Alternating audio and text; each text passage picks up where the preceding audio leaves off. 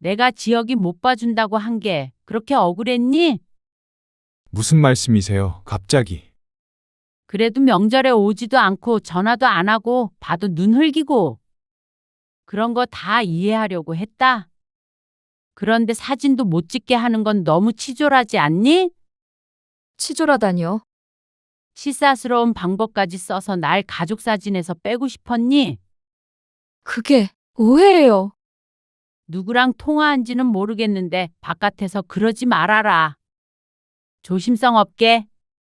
어머님, 다른 사람도 아니고 시모 욕하고 다니는 거 누가 들을까 무섭다.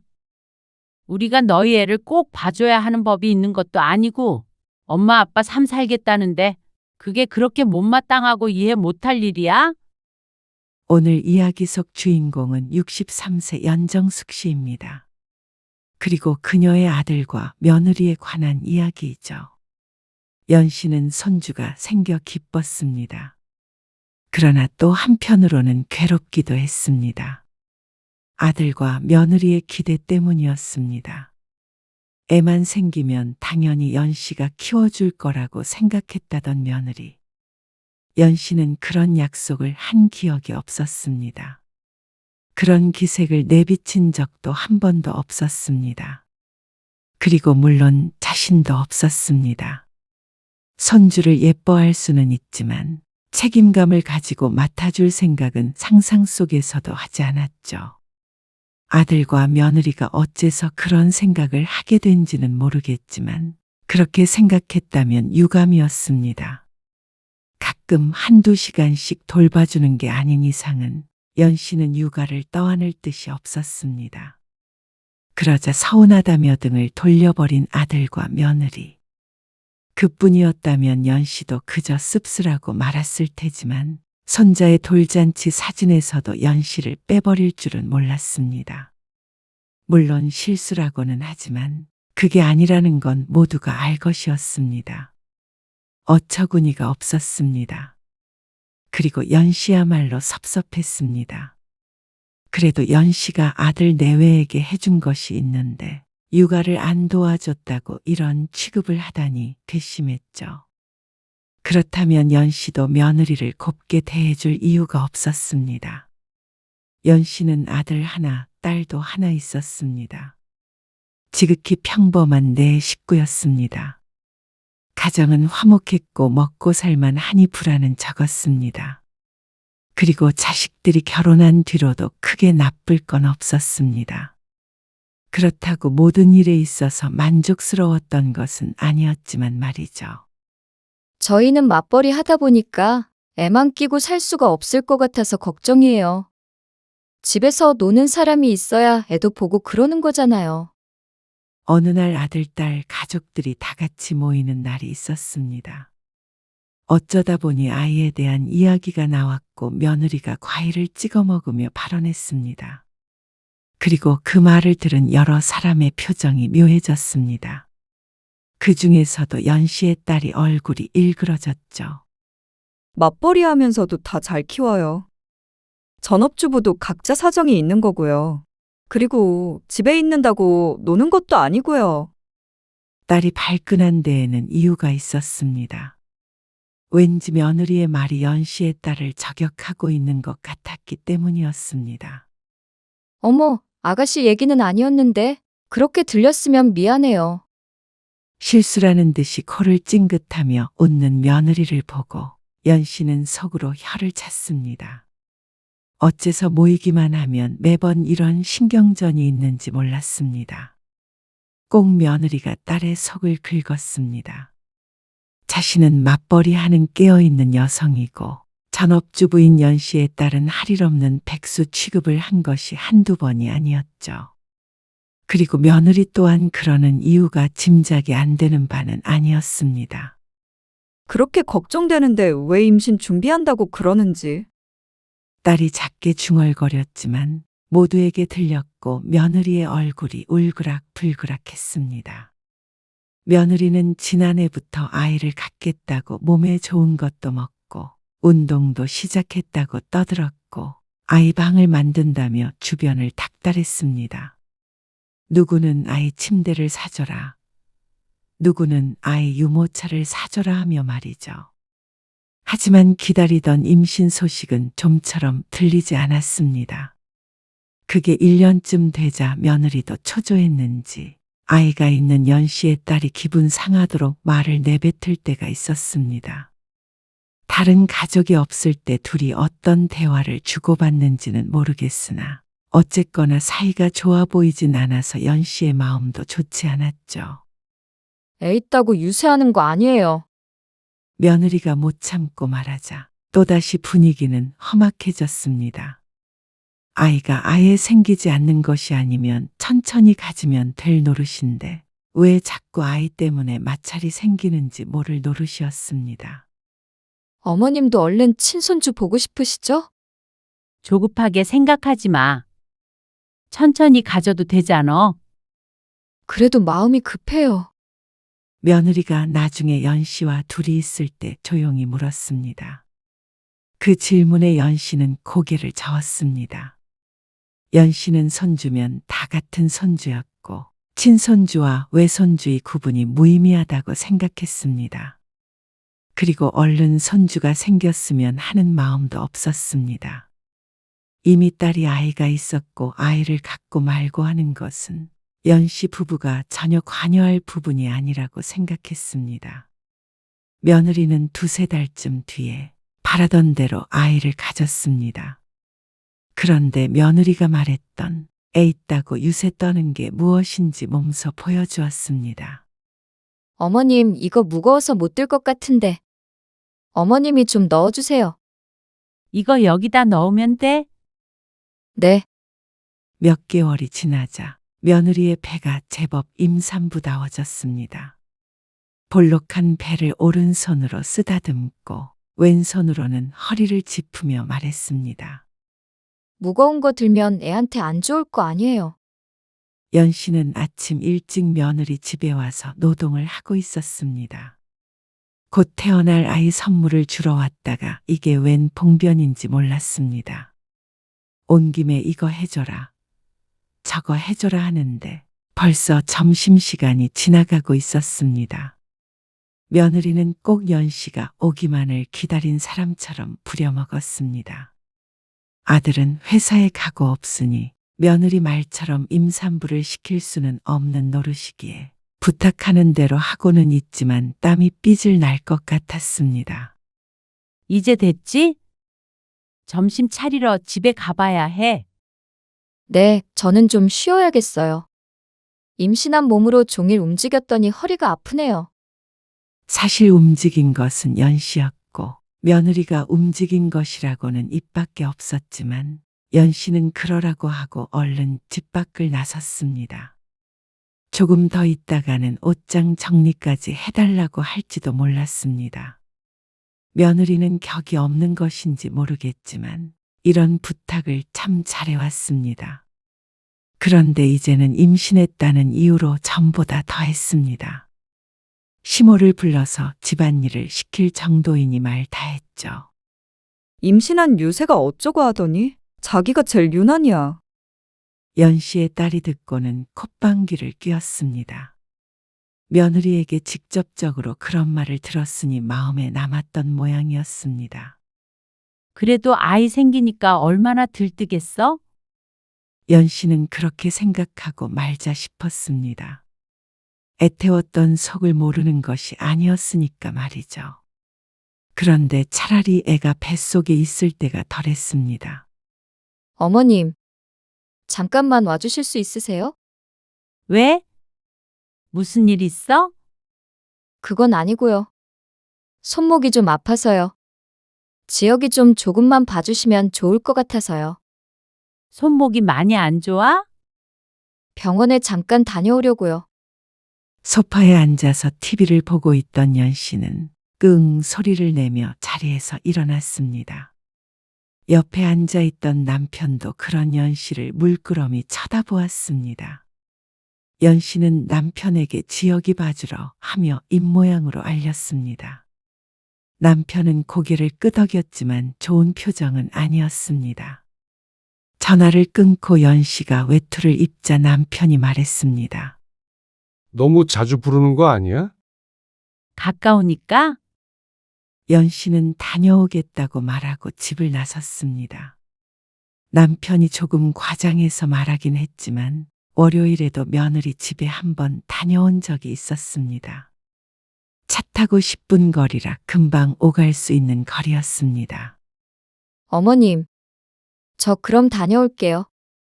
그래. 물리치료 받고 와. 네.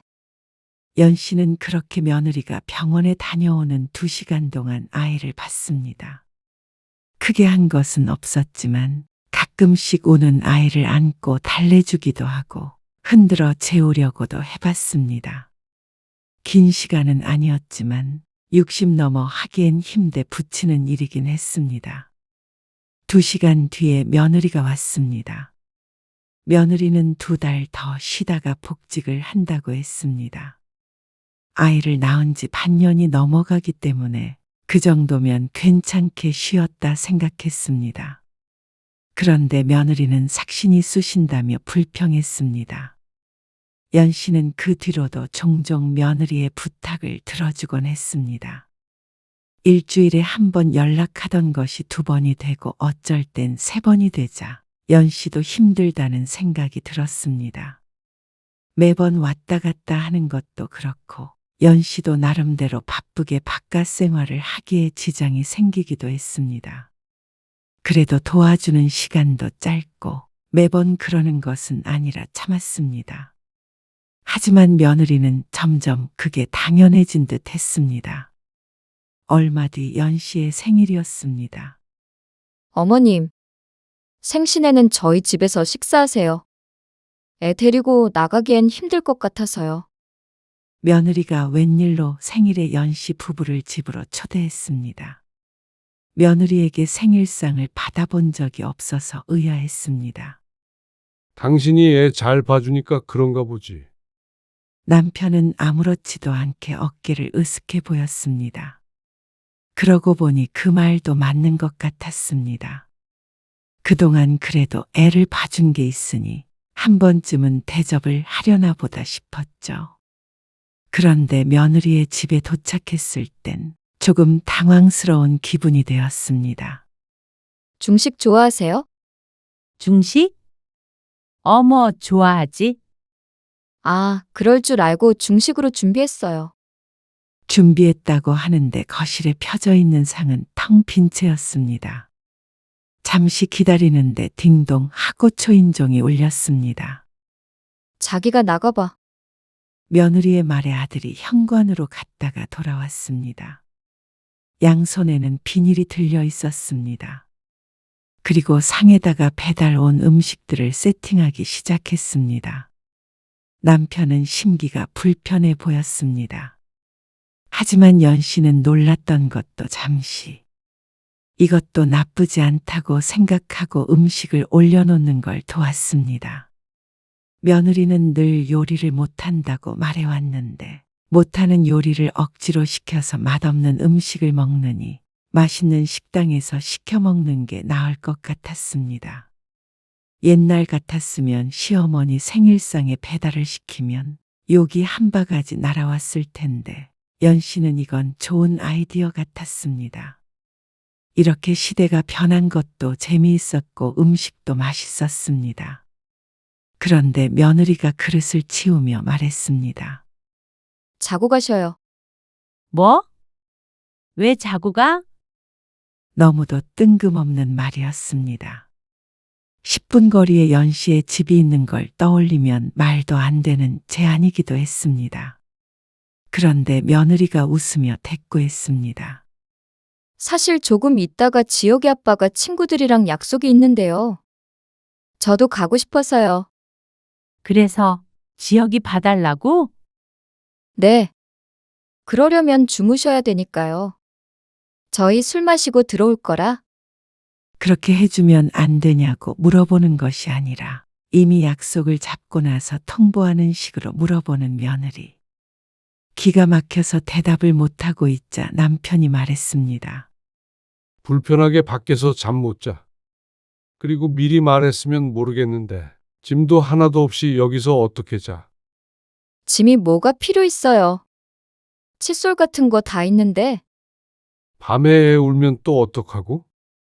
그러자 며느리는 서운한 기색으로 말했습니다. 앞으로 애기 봐주시려면 재우고 그러는 것도 하실 수 있어야죠. 얼마 안 남았잖아요. 연습한다고 생각하세요. 그게 무슨 말이야? 남편도 연씨도 며느리의 말을 도무지 알아들을 수가 없었습니다. 그러자 며느리가 도리어 황당하다는 듯이 말을 이었습니다. 아니, 저 복직하면 지옥이 봐주셔야 하잖아요. 그때는 아침부터 밤까지 봐주셔야 되는데 너무나도 당연한 말을 하고 있다는 듯 했습니다. 뭐? 지혁이를 봐주다니? 연씨가 남편을 바라보았습니다. 혹시나 자신도 모르게 얘기가 된 게 있나 싶었습니다. 그런데 남편도 똑같은 표정으로 연씨를 쳐다보고 있었죠.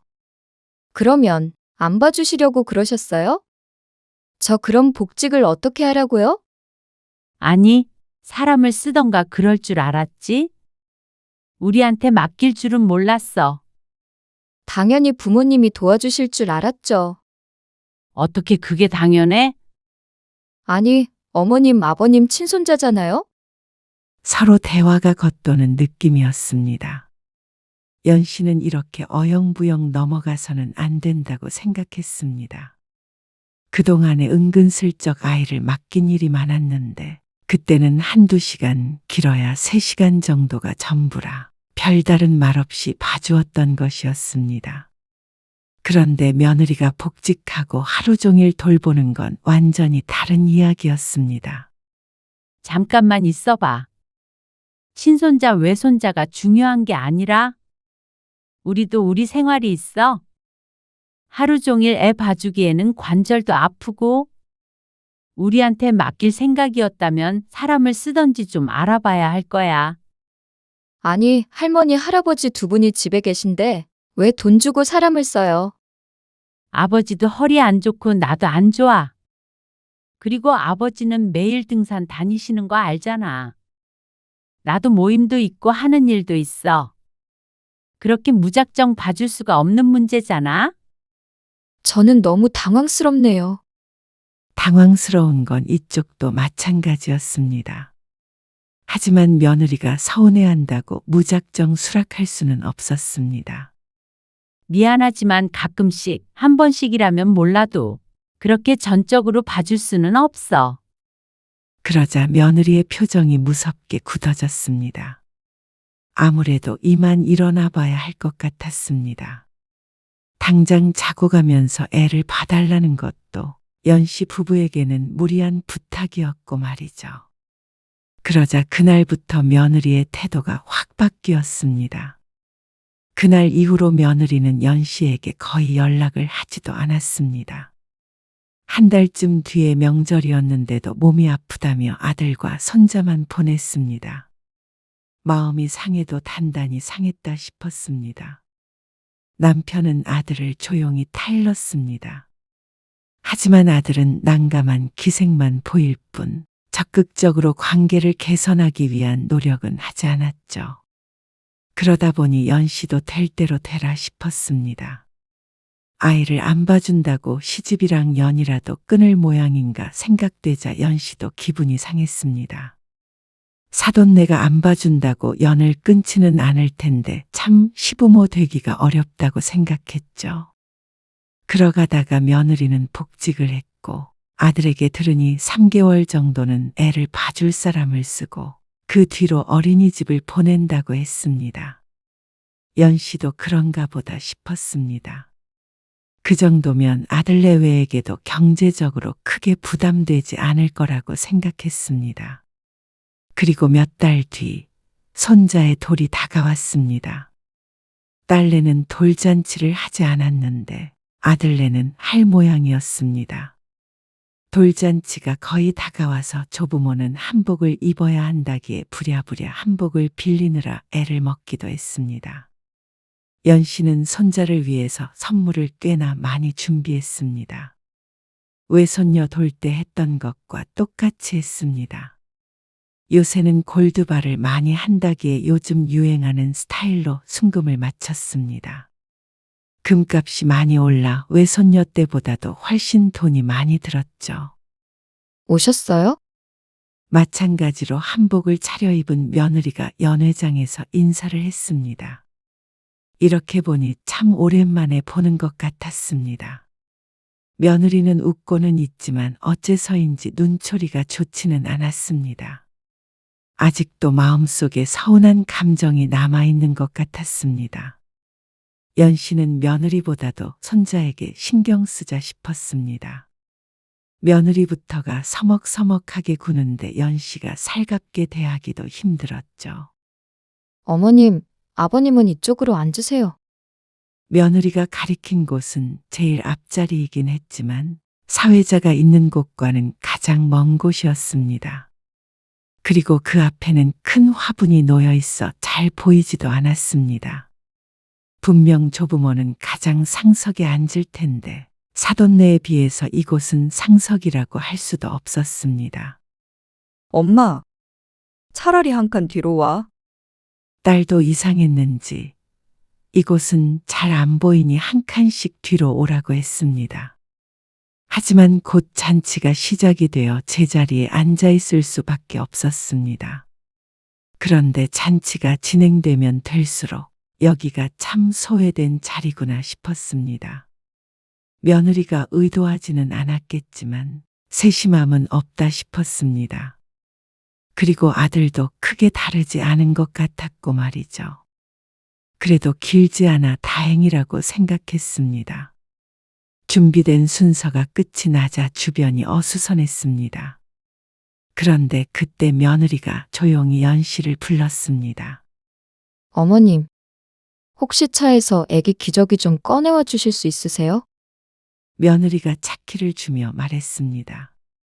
연 씨는 주위를 두리번거렸습니다. 이걸 자신에게 부탁하고 있는 게 맞나 싶었습니다. 다들 사진을 찍는다며 돌아다니기에 주변엔 아무도 없었습니다. 아, 안 가지고 왔어? 네. 가방은 가지고 왔는데 기저귀를 흘렸나 봐요. 저랑 지혁이 아빠는 자리를 비울 수가 없어서요. 난감한 표정으로 말하는 며느리를 보고 연 씨는 차키를 받아들었습니다. 그래, 알았어. 가져다 줄게.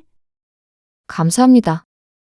연 씨가 치렁치렁한 복장을 하고 지하 주차장으로 향했습니다. 예식장이 큰 건물의 4, 5, 6층이라 다른 볼일을 보러 온 사람들도 많아서 붐볐습니다. 지하 2층에 세워져 있다는 차를 찾는 데만도 한참이 걸렸습니다. 버튼을 눌러도 소리가 없기에 여기저기 돌아다니다 보니 시간이 많이 지났습니다. 드디어 차를 찾고서 트렁크를 열었는데 기저귀는 보이지 않았습니다. 뒷좌석, 앞좌석을 모두 뒤져보아도 기저귀 비슷한 것도 보지 못했죠. 연 씨는 휴대폰을 들고 며느리에게 전화를 걸었습니다. 정신이 없는지 받지를 않았습니다. 다시 한번 찾아봐야겠다 싶어서 서랍도 열어보고 다시 한번 트렁크를 봤는데 없었습니다. 가방에 있는 거 아니야? 차에 머리를 박고 한참을 있었더니 땀도 나고 복장도 흐트러졌습니다. 하는 수 없이 다시 돌아가야겠다 싶었습니다. 또다시 오랜 시간에 걸려서 돌아가자 아까보다 사람 수가 훨씬 줄어든 것 같았습니다. 다들 집으로 돌아가는 분위기였습니다. 기저귀가 없던데. 어디다 둔 거야? 아, 어머님. 가방에 보니까 있더라고요. 전화 드린다는 걸 깜빡했어요.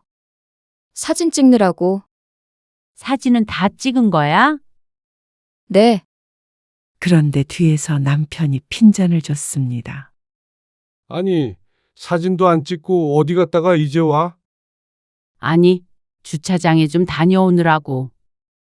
남편은 이미 사진기사도 가버렸다며 사진에 연 씨만 없을 거라고 속상해했습니다. 그런 가족 사진이 어디 있냐며 말이죠. 연 씨도 기분이 가라앉았습니다. 기저귀를 찾으러 간 걸 뻔히 아는데 그걸 기다리지 않고 사진 찍는 걸 끝내버린 며느리에게 화가 나기도 했습니다. 며느리는 계속해서 죄송하다고 했습니다. 정신이 없어서 어머님 안 계신다고는 생각도 못했어요. 아까 없다고 말했잖냐? 시끄러워서 못 들었나 봐요. 풀이 죽은 며느리를 보니 마음이 약해졌습니다. 정신이 하도 없다 보니 그럴 수도 있다고 생각했습니다. 연 씨가 며느리에게 가보라고 하고 남편을 달랬습니다. 남편은 몇 분 중얼거리더니 집에 가자고 짐을 챙겼습니다. 나 잠시 화장실 좀 다녀올게. 옷이 불편해서 계속 참았더니 도저히 안 될 것 같았습니다. 손님들이 한 차례 빠지자 화장실 부근이 한산해졌습니다. 연 씨가 변기에 앉아 한숨을 쉬고 있는데 바깥에서 여자 목소리가 들렸습니다. 사진에서 빼버렸지. 안 그러면 두고두고 봐야 하잖아? 연 씨는 물을 내리려다가 말고 멈췄습니다. 갑자기 애도 안 봐준다고 해서 생돈 나가고. 아무튼 골치 많이 아팠어. 친손자한테 너무한 거 아닌가 싶다. 그러니까 이 정도 복수는 애교로 넘어가야지. 그러면서 키들거리는 며느리의 목소리. 얘기를 들어보면 틀림없이 연 씨에 관한 이야기였습니다. 아이를 봐주지 않은 이야기와 의도적으로 사진을 못 찍게 했다는 말. 어안이 벙벙했습니다. 이게 지금 현실인지 아니면 아침 드라마인지 헷갈릴 지경이었습니다. 서운했던 마음은 이해가 가지만 그렇다고 이렇게까지 하는 며느리가 세상에 있을까 싶었습니다. 사진이야 안 찍어도 그만이라고 하지만 그 신보가 참 못됐습니다. 연 씨는 숨을 죽이고 있었고 며느리는 손만 씻고 화장실을 나갔습니다. 뒤늦게 화장실을 나온 연 씨는 기가 막힌 웃음을 터뜨렸습니다. 너무나도 황당하고 말도 안 되는 일이 벌어진 것 같았습니다. 며느리 성격이 보통이 아닌 것은 알고 있었지만 이런 아기를 가지고 자신을 대할 줄은 몰랐습니다. 아무리 육아를 안 해주겠다고 했어도 그동안 연 씨가 해준 일들이 있는데 말이죠. 아이도 가끔 봐줬고 임신했다고 이것저것 요구해도 두말 않고 해주었습니다. 가까이 사는 죄로 참 자주도 왔다 갔다 해야만 했죠. 딸이었다면 알아서 하라고 잔소리를 했을 텐데 며느리라 그렇게도 못하고 조심스럽게 대했습니다. 그런데 그 결과가 이것이라니. 화장실 밖으로 나서자 며느리가 서서 아들과 얘기를 하고 있었습니다. 며느리는 대화하다가 화장실에서 나오는 연 씨를 보고는 놀란 표정을 지었습니다. 어머님, 화장실에 계셨어요? 그래, 왜? 내가 있으면 안 되는 이유라도 있나 보지? 과하게 놀라는 며느리에게 묻자 며느리는 꿀먹은 벙어리가 됐습니다. 아마 자신의 대화 소리를 들었다는 걸 눈치챈 모양이었습니다. 연 씨와 며느리는 잠시간 그렇게 대치하고 서 있었습니다. 지혁이 못 봐준다고 한 게 그렇게 억울했니? 무슨 말씀이세요? 갑자기. 그래도 명절에 오지도 않고 전화도 안 하고 봐도 눈 흘기고 그런 거 다 이해하려고 했다. 그런데 사진도 못 찍게 하는 건 너무 치졸하지 않니? 치졸하다니요. 엄마. 무슨 말씀 하시는 거예요? 있지도 않은 기저귀를 찾아오라고 해서 가족 사진에서 빼고 싶었니? 그게 오해예요. 누구랑 통화한지는 모르겠는데 바깥에서 그러지 말아라. 조심성 없게. 어머님, 다른 사람도 아니고 시모 욕하고 다니는 거 누가 들을까 무섭다. 그러자 아들도 표정이 굳어졌습니다. 대화 내용으로 무슨 일이 있었는지 대충 유추한 모양이었습니다. 우리가 너희 애를 꼭 봐줘야 하는 법이 있는 것도 아니고 엄마 아빠 삶 살겠다는데 그게 그렇게 못마땅하고 이해 못할 일이야? 엄마, 진정하세요. 사람들이 쳐다봐요. 어머님. 솔직히 너무하신 건 맞잖아요. 뭐? 저는 당연히 어머님, 아버님이 지옥이 봐주실 줄 알았어요. 제가 뭐 몇 년씩 봐달라고 한 것도 아니고 몇 달인데 어떻게 그걸 거절하세요? 친할머니, 친할아버지면서. 친손 주고 외손 주고가 문제가 아니라니까? 솔직히 돌잔치도 저희끼리 하고 싶었어요. 당분간 어머님, 아버님 뵙기 껄끄러워서요. 기가 막히는 말이었습니다. 보고 싶지도 않았는데 초대해줬으니 사진에서 빠진 것 정도는 이해하라는 말인가 싶었습니다. 그러면 차라리 부르지 말지 그랬냐? 이렇게 찬밥 취급할 거면 차라리 집에 있는 게 나도 더 나았어. 앞으로는 그렇게 해. 부를 일 있어도 부르지 말어. 그래도 우리 지역이 봐주신다는 소리는 끝까지 안 하시네요. 네 애를 내가 무슨 의무로 봐주니? 지역이 내가 낳았어? 네가 낳았지? 그러자 며느리가 입을 쩍 벌렸습니다. 어머님도 바라셨잖아요. 바란 적 없지만 바랬다고 하더라도 그러면 다 봐줘야 해? 왜 이렇게 매정하세요? 시부모를 가족 사진에도 빼버린 사람이 매정하니? 아니면 뒤통수 맞은 내가 매정하니? 참, 긴 말 할 거 없다. 앞으로는 이런 자리 할 일 없어. 엄마, 너도 그러는 거 아니야? 연 씨는 아들 며느리를 뒤로 했습니다. 그리고 남편을 챙겨서 건물을 나왔습니다. 그리고 며느리에게서는 연락이 오지 않았습니다. 연 씨도 콧방귀를 뀌었습니다. 연 씨의 이야기를 들은 남편은 당장 찾아가 혼쭐을 내겠다고 했지만 연 씨가 말렸습니다. 거기에 체력을 소비하는 것도 아까웠습니다. 그냥 안 보면 그만이었으니 말이죠. 가서 이러쿵저러쿵 애를 봐주네 못 봐주네 하면 뒷목을 잡을 것 같았습니다. 며느리는 시간이 지나면 연 씨 부부가 숙이고 들어갈 줄 알았던 모양이었습니다. 하지만 연 씨 부부는 잘만 살고 있었습니다. 손자가 예쁜 것은 맞지만 내 삶과 바꿔가며 희생하고 싶은 마음은 없었습니다. 그리고 자식 하나 정도는 아들 부부가 스스로 키울 수 있다고 생각했습니다.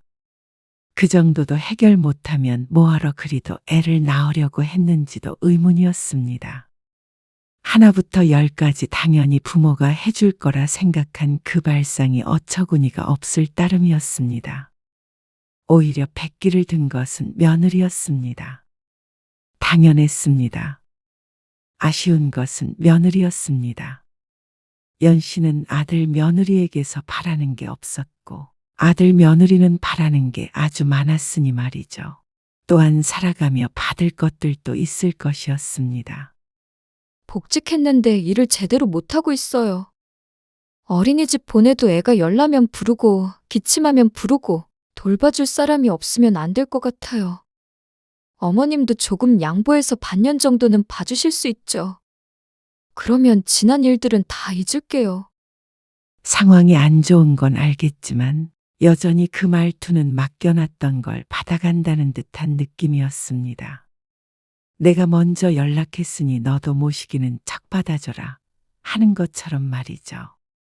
며느리는 연 씨가 꼭 친구라도 되는 줄 착각하고 있는 것 같았습니다. 너는 나한테 뭐 맡겨놨니? 아니지만 어쩔 건데 그래?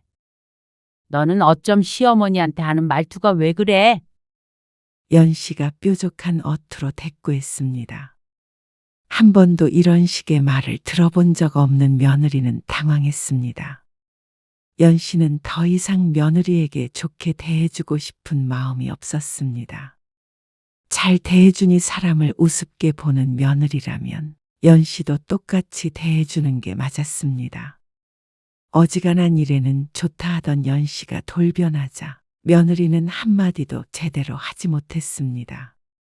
따박따박 할 말 다 하던 며느리가 어디 간지 몰랐습니다.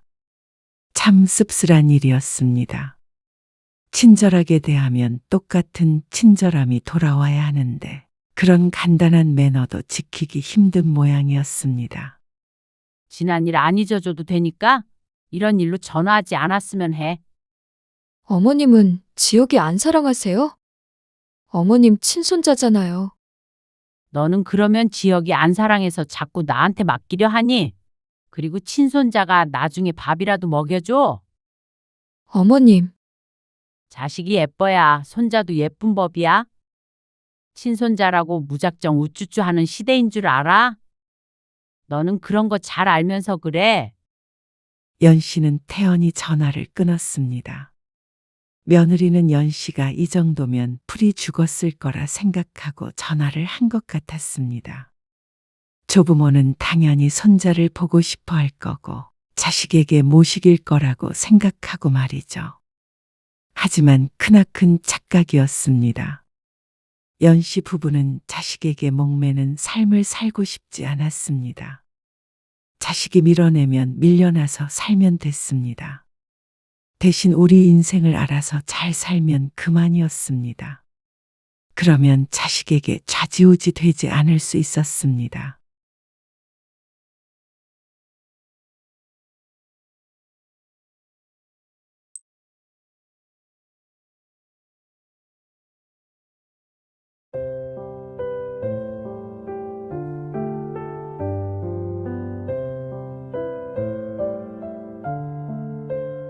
그래서 용건이 뭐야?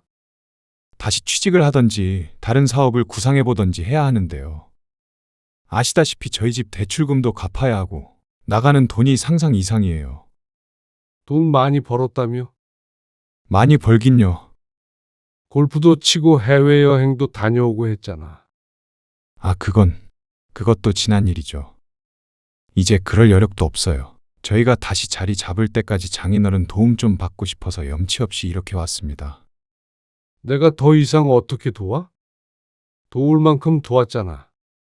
장인어른은 재산도 좀 있으시고 연금도 많이 나오죠. 그렇게 부담되는 일은 아닐 텐데요. 연금? 지금 내 연금을 내놓으라는 말이야? 넉넉히 나오는 걸로 알고 있어요. 오늘 이야기 속 주인공은 66세 이도영 씨입니다. 그리고 그의 사위와 딸에 관한 이야기이죠. 이 씨는 자신의 철부지 딸이 애틋했습니다. 아내가 지병으로 세상을 뜨고 나서는 더 그랬습니다. 이 씨도 나이 들어가니 사랑하는 내 딸이 잘 사는 모습을 보고 싶어 힘들 때마다 도와주곤 했습니다. 하지만 어쩌면 그것부터가 문제였던 것인지 몰랐습니다. 자식을 제대로 독립시키지 않은 죄였습니다. 딸이 그러니 사위까지 도둑놈 신부가 되어버린 듯 했습니다. 이런저런 도움을 많이 받아놓고는 이제는 연금까지 탐내는 사위. 이 씨의 노후를 위협하는 사위와 그걸 지켜만 보는 딸에게 크게 실망했습니다.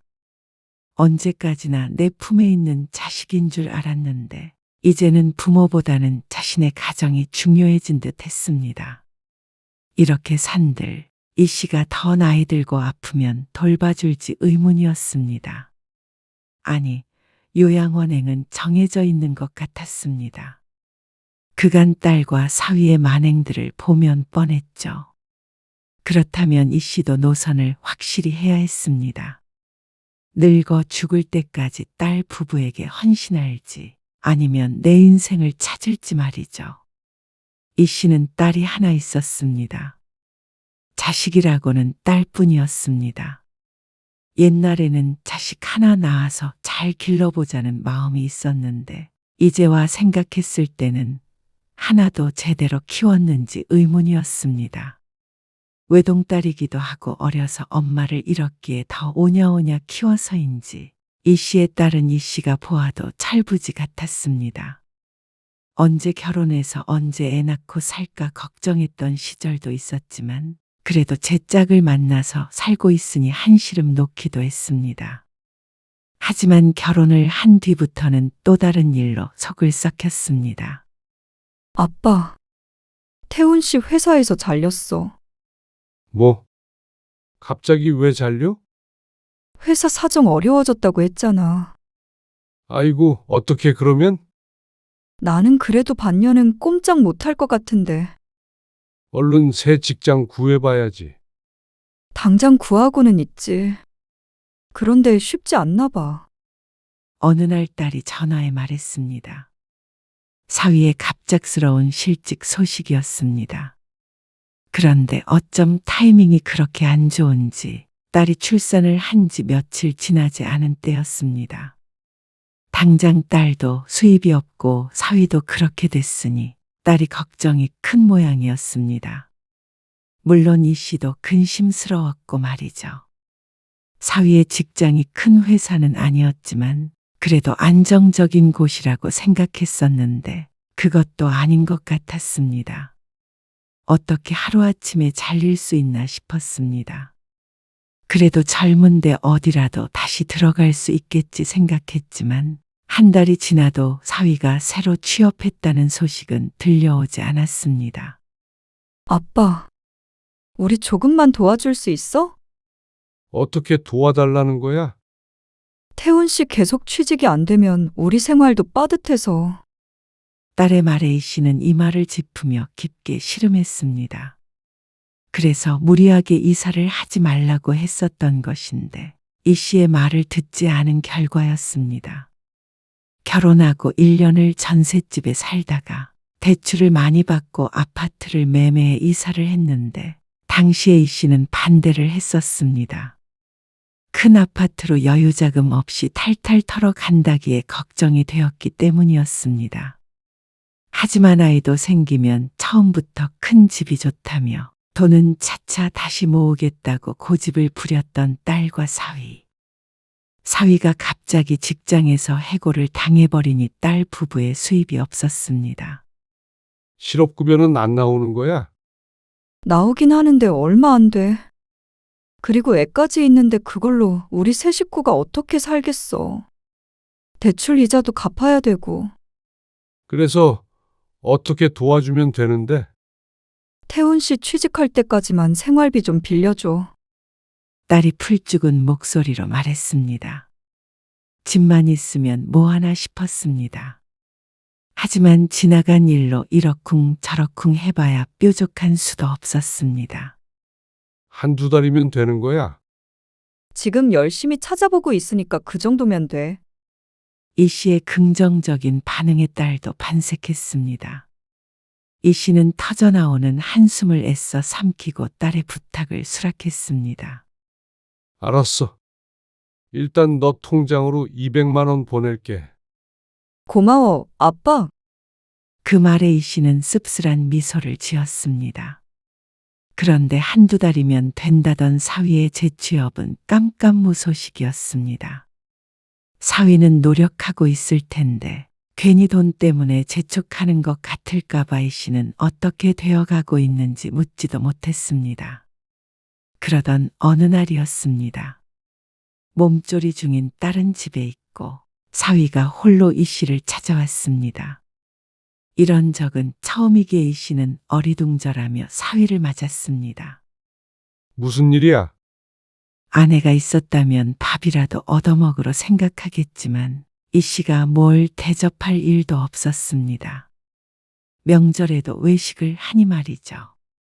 그런데 사위는 뚜렷한 목적을 가지고 왔습니다. 우선 힘든 상황에서 도와주신 거 감사드려요. 그런데 취직이라는 게 제 생각처럼 그렇게 되질 않더라고요. 그래, 그럴 수 있지. 너무 조급하게 생각하지 말어. 속마음은 다를 수 있어도 이 씨는 사위를 격려했습니다. 그런데 사위는 뜻밖의 말을 꺼냈습니다. 실은 제가 요즘에 준비하고 있는 사업이 있어요. 뭐? 사업? 취직 준비를 하는 줄로만 알았는데 웬 사업 이야기인지 의아했습니다. 네. 회사에 들어갈 생각만 하지 말고 회사를 차릴 생각을 하자 싶어서 준비 중인데 자금만 있으면 괜찮을 것 같아요. 어떤 사업인데? 자신만만한 사위의 말에 이 씨도 궁금증이 일었습니다. 그래서 사위의 설명을 찬찬히 들었는데 고개를 갸웃거리게 되었습니다. 그런 게 사업이 된다고? 휴대폰으로 웹페이지를 제작을 해서 뭘 하는 거라고는 하는데 이 씨는 잘 알지 못하는 분야였습니다. 그래, 뭐. 젊은 사람들이 잘 알겠지. 그러고 고개를 끄덕이고 말았는데 사위가 말을 이었습니다. 그래서 장인어른께서 2천만 원만 조금 지원을 해주시면 좋을 것 같아서요. 송구스러운 듯이 말은 했지만 그 말 뜻은 참 당돌했습니다. 사업자금의 일부를 장인인 이씨 보고 대달라는 말이었습니다. 사위는 갚겠다는 말을 덧붙이기는 했지만 사업자금이라는 게 어디 마음먹은 대로 언제든 돌려받을 수 있는 것이던가요. 이 씨는 회의적인 생각이 먼저 들었습니다. 주변에서도 사업을 하다가 망하는 사람이 부지기수인지라 어쩌면 당연했습니다. 2천만 원 빌려주시면 1년 뒤에 갚겠습니다. 사위가 고개를 숙이며 말했습니다. 그러면서 아이와 아내를 생각해서라도 열심히 살겠다고 했습니다. 이 씨는 자신의 딸과 손주를 위해 열심히 살겠다는 사위를 매정하게 내치지 못했습니다. 이미 딸과 사위에게 해준 것이 많았습니다. 하나밖에 없는 자식이라 결혼할 때 전세금의 일부를 보태줬고 실직한 지 6개월째인데 생활비를 매달 200만 원씩 보태주었습니다.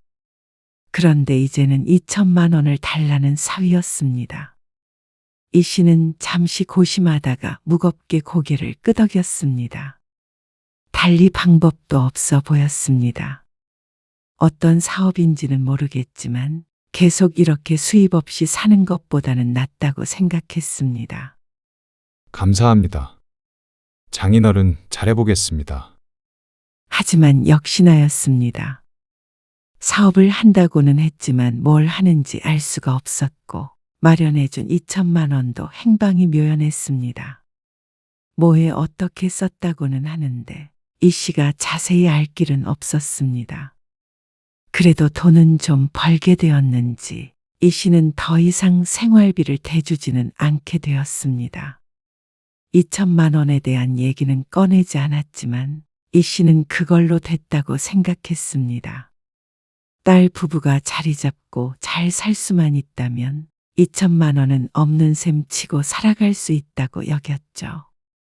그런데 그런 애틋한 마음도 이 씨만의 짝사랑일 뿐이었던 것 같았습니다. 내일 그 근처에 갈 일이 있는데 지율이도 볼 겸 다 같이 식사나 한번 할까? 무슨 볼 일이 있으신데요? 내일 건강검진 결과 나오는 날이잖아. 이 씨가 건강검진을 받은 병원이 딸의 집과 무척 가까웠습니다. 그래서 혹시나 하는 마음에 사위에게 전화를 걸어보았습니다. 딸은 전화를 받지 않았죠. 아, 지율이도 같이 보면 정신도 없는데 지율이 얌전하던데 뭘. 그래도 식당에 데려갈 정도는 아니라서요. 아, 그래? 그러면 집으로 내가 갈까? 저희 집에 오신다고요? 난감한 듯한 사위의 말투에 이 씨는 사위의 의중을 짐작했습니다. 아무래도 탐탁지 않아 하는 것 같았습니다. 안 되면 어쩔 수 없고. 그냥 병원 들르는 김에 한번 얼굴이나 볼까 했지. 신경 쓰지 마라.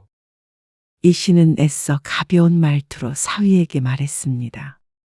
아, 그러면 다음에 저희가 지율이 데리고 한번 찾아뵐게요. 그럴래? 네. 사위의 대꾸에 이 씨는 별말을 덧붙이지 않고 전화를 끊었습니다. 하지만 입가엔 씁쓸해 보이는 미소가 맺혀 있었습니다. 지난번에 통화했을 때도 비슷한 패턴이었습니다. 결국엔 이 씨의 집에 딸의 가족이 오는 일은 없었습니다. 지난 명절에도 사업이 바쁘다는 이유로 못 봤으니 손주를 본 지도 한참이 지난 상태였죠. 딸의 이야기를 들어보니 최근 들어 사업이 조금 잘 되는 것 같았습니다. 도움을 줬던 이 씨에게 늘 감사하다며 가끔이라도 이 씨가 방문하는 날에는 버선발로 마중을 나오던 사위가 달라진 것도 그쯤이었습니다. 소은아, 기철이 아저씨 알지? 아빠 친구. 그 친구가 일거리를 줘서 좀 도와주기로 했어. 그래서 이제 차가 좀 필요한데. 정서방 차 안 쓰면 좀 돌려달라고 말 좀 해줘. 아, 차? 요즘 계속 타고 다니고 있는데? 그러면 어차피 차도 한 대 마련해야 되지 않겠어? 한번 말해볼게. 사위는 반년 전쯤에 이 씨가 타고 다니던 차를 빌려간 상태였습니다. 차가 고장이 났는데 고치는 비용이 더 들고 그렇다고 사업도 잘 안 되는 마당에 새 차를 구입하기는 부담스럽다며 이 씨에게 부탁했습니다. 이 씨도 차는 거의 몰고 다니지 않는 상태였기 때문에 길게 고민하지 않고 빌려줬습니다. 하지만 다시 사용할 때는 돌려주기로 한 조건이었죠. 아, 장인어른. 저예요. 아, 정서방. 소은이한테 들어보니까 차 쓰신다고요? 어디로 출근하시는 건데요? 사위의 물음에 이 씨는 딸에게 했던 설명을 그대로 반복했습니다. 그런데 그때부터 사위의 잔소리가 시작이 되었습니다. 돈도 많이 안 주는데 차까지 끌고 가서 그 일을 하셔야 되는 거예요. 이 나이에 용돈벌이 하면 좋지. 뭐. 사위는 돈도 안 되는 일을 뭐하러 하냐는 듯이 말했지만 이 씨의 나이를 생각하자면 그렇게 적은 급여도 아니었습니다. 그리고 일하는 시간이 적어서 시급으로 환산한다면 꽤나 괜찮은 조건이었죠. 중마고우이기 때문에 이 씨를 부려먹을 친구는 아니었습니다. 에이, 그래도 뭐하러 일을 하시려는지 모르겠네. 저도 자리 잡아가고 그러니까 그냥 집에 계세요. 말은 고마웠지만 이 씨는 노후를 사위에게 의탁하고 싶은 마음은 없었습니다. 그러지 않아도 될 정도로 모아둔 돈도 어느 정도 있었고 앞으로 10년은 더 경제 활동을 할 수 있다고 믿었습니다. 그래도 집에서 놀면 뭐해? 나가서 뭐라도 하면 좋지. 참, 그렇다고 차를 가져가신다고 그러면 저는 어떡해요? 사위의 대꾸에 당황스러운 기분이 되었습니다. 당연히 흔쾌히 돌려줄 줄 알았는데 꽤나 기분이 나쁜 어조였습니다. 그때는 몇 달 쓰다가 새 차 산다고 그러지 않았어? 그러긴 했는데 이렇게 빨리 가져가실 줄은 몰랐죠. 이 씨에게는 꽤나 긴 시간이라고 생각했지만 사위는 그렇게 생각하지 않은 모양이었습니다. 그러면 언제 돌려줄 수 있는데? 글쎄요. 장인어른이 진짜 필요하시다고 하면 그때는 드려야죠. 속으로는 그때가 지금이라고 중얼거렸습니다. 하지만 딸내 사정을 아는지라 그 말은 그냥 삼켜버렸습니다. 차가 있으면 좋았지만 버스를 타고도 충분히 지낼 수는 있었으니 말이죠. 이 씨는 한 발짝 물러났습니다. 알았어. 그러면 쓰다가 나중에 줘. 네, 감사합니다, 장인어른. 그렇게 전화는 끊어졌지만 가슴 한구석은 답답하기 그지 없었습니다. 사위에게 이런저런 도움을 주면서도 이게 언제까지인가 하는 기한이 없기에 더 그런 것 같았습니다. 딸의 말을 들으면 요즘 먹고 살만하다는데 말이죠. 딸도 진작에 복직을 해서 맞벌이를 하게 됐으니 궁핍하지 않은 것은 분명했습니다. 그리고 간간히 들려오는 말에 의하면 사위가 골프도 치러 다니고 한다던데 왜 장인의 차는 돌려주지 않는지 의문이었습니다. 하지만 언젠가는 모두 돌려받겠지 하는 생각이 있었습니다. 살림이 피면 사위도 장인을 떠올리겠지. 딸도 아빠를 생각하겠지. 그렇게 오해를 하고 살았습니다.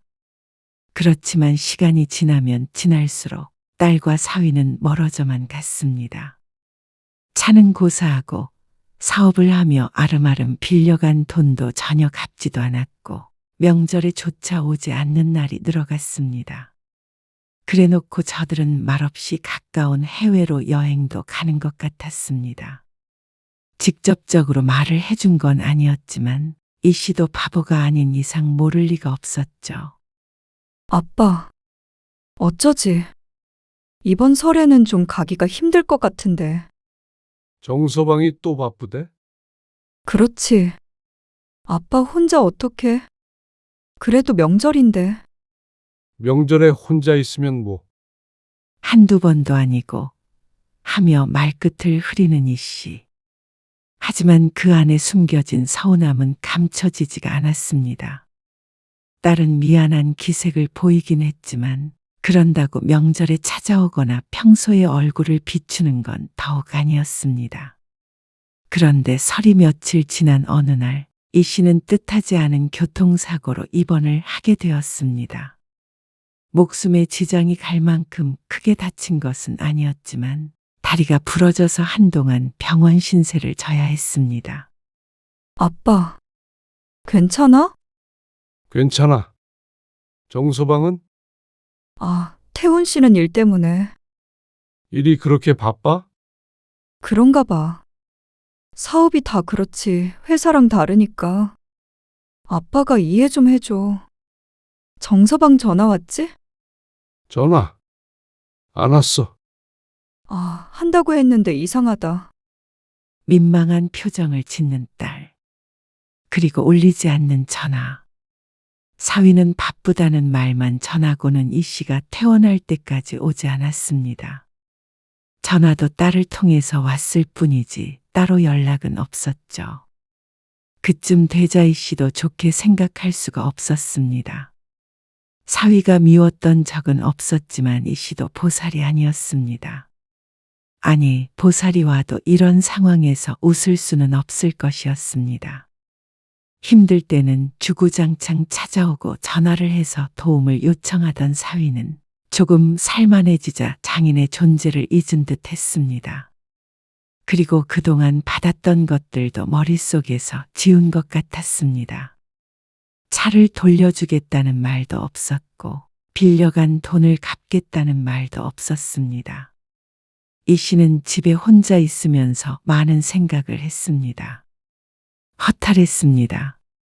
그저 딸이 안쓰러워서 잘 살았으면 하는 마음뿐이었는데 막상 잘 살고 멀어져 버리니 허전하고 서운한 마음을 감출 수 없었습니다. 그렇다고 사위에게 전화해 배은망덕한 놈이라고 패악을 부릴 성격도 못 되었고 그러고 싶은 마음도 없었습니다.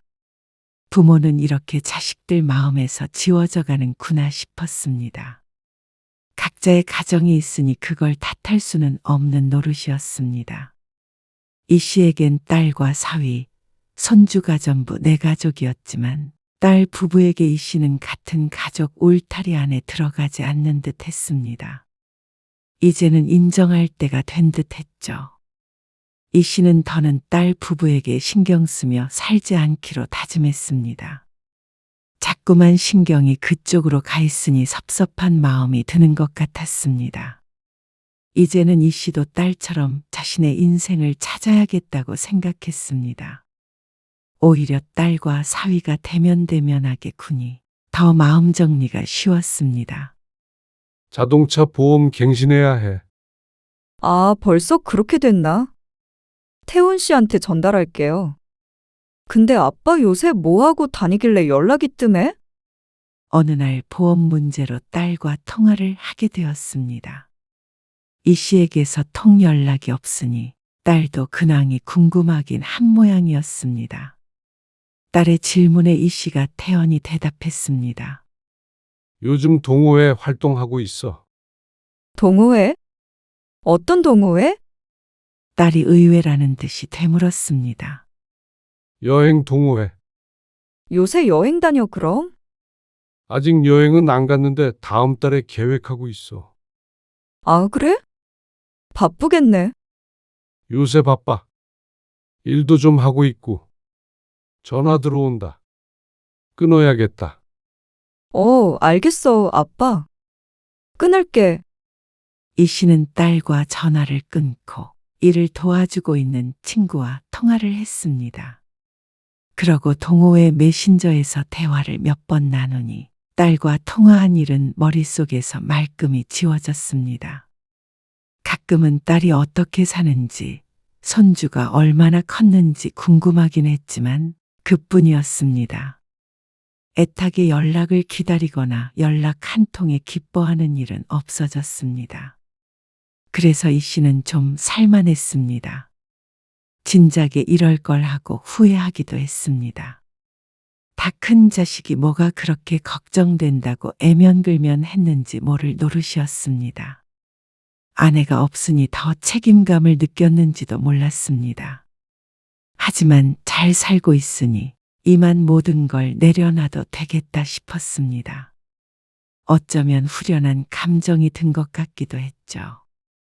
그래서 사위가 이 씨에게 차갑게 굴어도 딸이 신경 쓰지 않아도 이 씨는 더는 서운해하지 않기로 했습니다. 각자 인생을 살면 되었습니다. 그렇게 생각하니 정말로 섭섭하지 않았습니다. 그리고 평화로운 나날들이 지속되었죠. 하지만 딸 부부의 사정은 급변했습니다.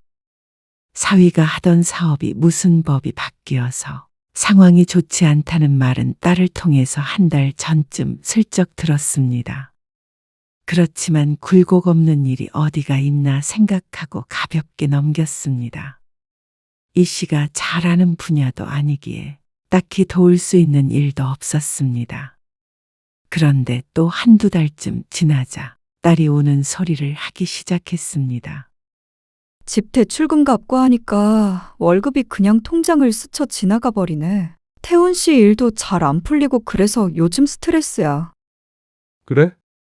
잘 되겠지. 나도 그렇게 생각했지. 근데 그게 아닌 것 같아. 불안해. 망하면 어쩌지? 그래도 사업이 그렇게 쉽게 망해? 잘 내오고 있었잖아. 자꾸만 집에서 돈 없다 소리를 하니까 그렇지. 아이고, 아빠는 걱정도 안 돼? 이 씨에게 뾰족한 수가 있을 리도 없었고 걱정한다고 상황이 바뀌는 것도 아니었습니다. 그리고 무엇보다 이 씨는 사위의 사업에까지 신경 쓸 만한 시간도 없었습니다. 어쩌지? 지금 끊어야 하는데. 다른 사람들이랑 있어서 말이야. 지금 낚시 중이라고? 그래, 아빠는 인생을 즐기면서 잘 살고 있는 것 같네. 딸의 목소리가 어쩐지 씁쓸하게 느껴졌다면 착각일는지 이 씨는 전화를 끊고 잠시 딸과 사위에 관해 생각하다가 이내 고개를 흔들었습니다. 한두 살 먹은 어린애도 아니니 잘 헤쳐나가겠거니 생각했죠. 하지만 그것마저도 착각인 것은 얼마 지나지 않아 깨닫게 되었습니다.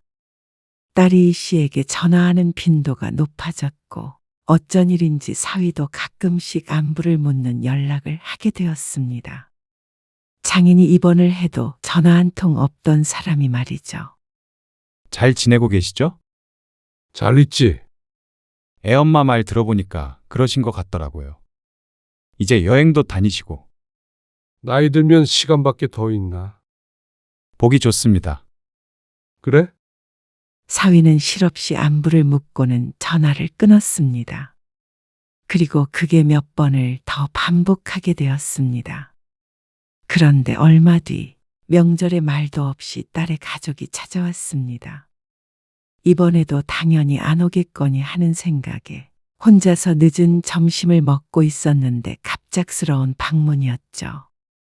어쩐 일이야? 바쁜 거 아니었어? 그러자 양손에 쇼핑백을 든 사위가 웃으며 대꾸했습니다. 아무리 바빠도 명절에 장인어른 뵈러는 와야죠. 이 씨는 고개를 갸웃거렸습니다. 꼭 몇 년 전에 보았던 사위의 모습 같았죠. 먹을 게 없는데 어쩌나. 나가서 외식이라도 할까? 이 씨는 초라하게 먹던 그릇을 대충 옆으로 치우며 말했습니다. 식사는 조금 있다가 나가서 하죠. 제가 대접할게요. 갑자기 깍듯해진 사위의 태도에 어리둥절해 있자 사위가 소파 앞으로 이 씨를 이끌며 말했습니다. 실은 드릴 말씀이 있어서요. 실은이라는 말을 들으니 어쩐지 그 용건이 짐작이 갔습니다. 본론을 꺼내기도 전인데 이 씨에게 전혀 좋을 것 같지는 않아 보였습니다. 그리고 아니나 다를까 사실 지금 사업이 다 엎어졌어요.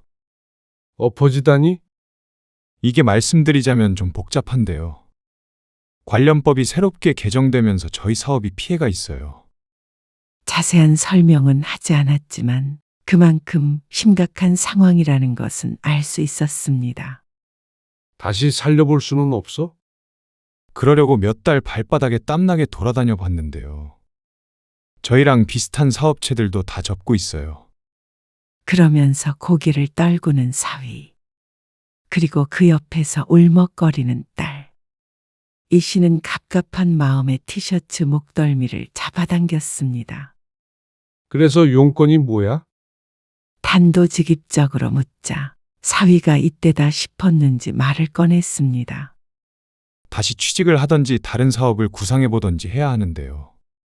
아시다시피 저희 집 대출금도 갚아야 하고 나가는 돈이 상상 이상이에요. 돈 많이 벌었다며? 많이 벌긴요. 골프도 치고 해외여행도 다녀오고 했잖아. 그러자 사위의 눈이 커지고 입이 꾹 다물렸습니다. 그걸 어떻게 알았나 싶은 눈치였습니다. 그러더니 크음하며 목을 가다듬고는 다시 용건을 말했습니다. 그것도 지난 일이죠. 이제 그럴 여력도 없어요. 그래서 앞으로 어떻게 하겠다고? 저희가 다시 자리 잡을 때까지 장인어른 도움 좀 받고 싶어서 염치 없이 이렇게 왔습니다. 그 말이 맞았습니다. 정말로 염치가 없었습니다. 그걸 아는 사람이 또다시 이런 부탁을 하는지 어이도 없었습니다. 이 씨가 대답도 하지 않고 잠자코 있자 숙였던 고개를 슬쩍 들어올리는 사위. 두 쌍의 눈이 마주치자 사위가 멋쩍게 웃었습니다. 내가 더 이상 어떻게 도와? 도울 만큼 도왔잖아. 많이는 안 바라고요. 전에 도와주셨던 만큼만. 저도 염치 없는 부탁인 것을 아는지 말끝을 흐렸습니다. 그런데 전에 도와줬던 만큼이라면 다달이 200만 원을 달라는 소리였습니다. 어떻게 갑자기 찾아와 이런 부탁을 할 수 있는지 그 머릿속이 궁금했습니다. 그건 힘들겠다. 하지만 이 씨도 예전의 이 씨가 아니었습니다. 그리고 여태 해준 것만으로도 이 씨는 부모의 의무를 넘어서 해주었다고 생각했습니다. 이제는 이 씨도 노후를 생각하며 살아야 할 때였습니다. 무작정 자식에게 퍼줄 수는 없는 노릇이었죠. 그런데 사위의 말이 참 황당했습니다. 장인어른은 재산도 좀 있으시고 연금도 많이 나오잖아요. 그렇게 부담되는 일은 아닐 텐데요. 이 씨는 그 말에 기가 차서 헛웃음을 내뱉었습니다. 허참하는 소리가 한참 들렸습니다. 연금? 지금 내 연금을 내놓으라는 말이야? 넉넉히 나오는 걸로 알고 있어요. 넉넉히 나오고 말고의 문제가 아니었습니다. 이 씨는 큰 부자는 아니었지만 그래도 남들보다는 노후 걱정이 덜한 이유가 애초에 사치를 안 해서 모아둔 돈이 있는 것도 맞지만 고등학교 교사로 정년 퇴임을 했기에 연금이 남들보다는 많이 나오기 때문이었습니다. 그걸 아는 사위가 연금 타령을 하는 것이었습니다. 연금을 다 달라는 게 아니고요. 힘들 때 잠시만 도와주십사 부탁드리는 거예요. 하지만 이게 부탁인지 협박인지 모를 노릇이었습니다. 그래야 저희도 지율이 제대로 키우면서 살죠. 이 씨가 도와주지 않으면 자식을 제대로 키우지도 못할 일인지 기가 찼습니다. 아빠, 태훈 씨도 자존심 버리고 이렇게 찾아온 거니까 좀 봐줘. 딸도 사위와 똑같았습니다. 너희가 그렇게 어려우면 왜 그런 사치를 부리고 다닌 거야? 사업을 하다 보면 체면이 중요하니까요. 체면이 그렇게 중요한데 장인한테 또 손을 벌려? 그 소리에 사위의 얼굴이 시뻘개졌습니다. 아무래도 자존심을 건드린 것 같았죠. 더는 못 도와줘. 나중에 너희한테 손 안 벌릴 테니까 너희도 알아서 살 길 찾아봐. 사위가 이 씨의 말에 제자리에서 벌떡 일어났습니다. 너무하시네요. 그러면 저희도 더는 장인어른 찾아뵙지 못할 것 같습니다. 또다시 협박 섞인 발언을 하는 사위를 이 씨는 차가운 눈빛으로 바라보았습니다. 언제는 찾아왔고? 이전과 크게 달라지지 않을 것 같으니까 알아서 해라. 그 말에 딸 가족은 크게 섭섭함을 표하며 돌아갔습니다. 밥 먹다 괜히 날벼락을 맞은 기분이었습니다. 그리고 참 허망하기도 했고 복잡한 심경이었습니다. 이대로 딸내가 안 찾아온다고 하더라도 어쩔 수 없다고 생각했습니다. 그런데 그렇게 끝냈으면 차라리 다행인데 사위는 또다시 전화를 해서 이 씨의 속을 뒤집어 놨습니다. 나중에 잘 되면 갚을게. 못 지킬 약속이면 애초에 하지를 말어. 이미 여러 번 속은 전적이 있기에 이 씨는 이번엔 넘어가지 않았습니다. 정말 이대로 외면하실 거예요? 그래도 저 장인어른한테 남들보다 더 잘했어요. 아시죠? 어처구니가 없는 말이었습니다.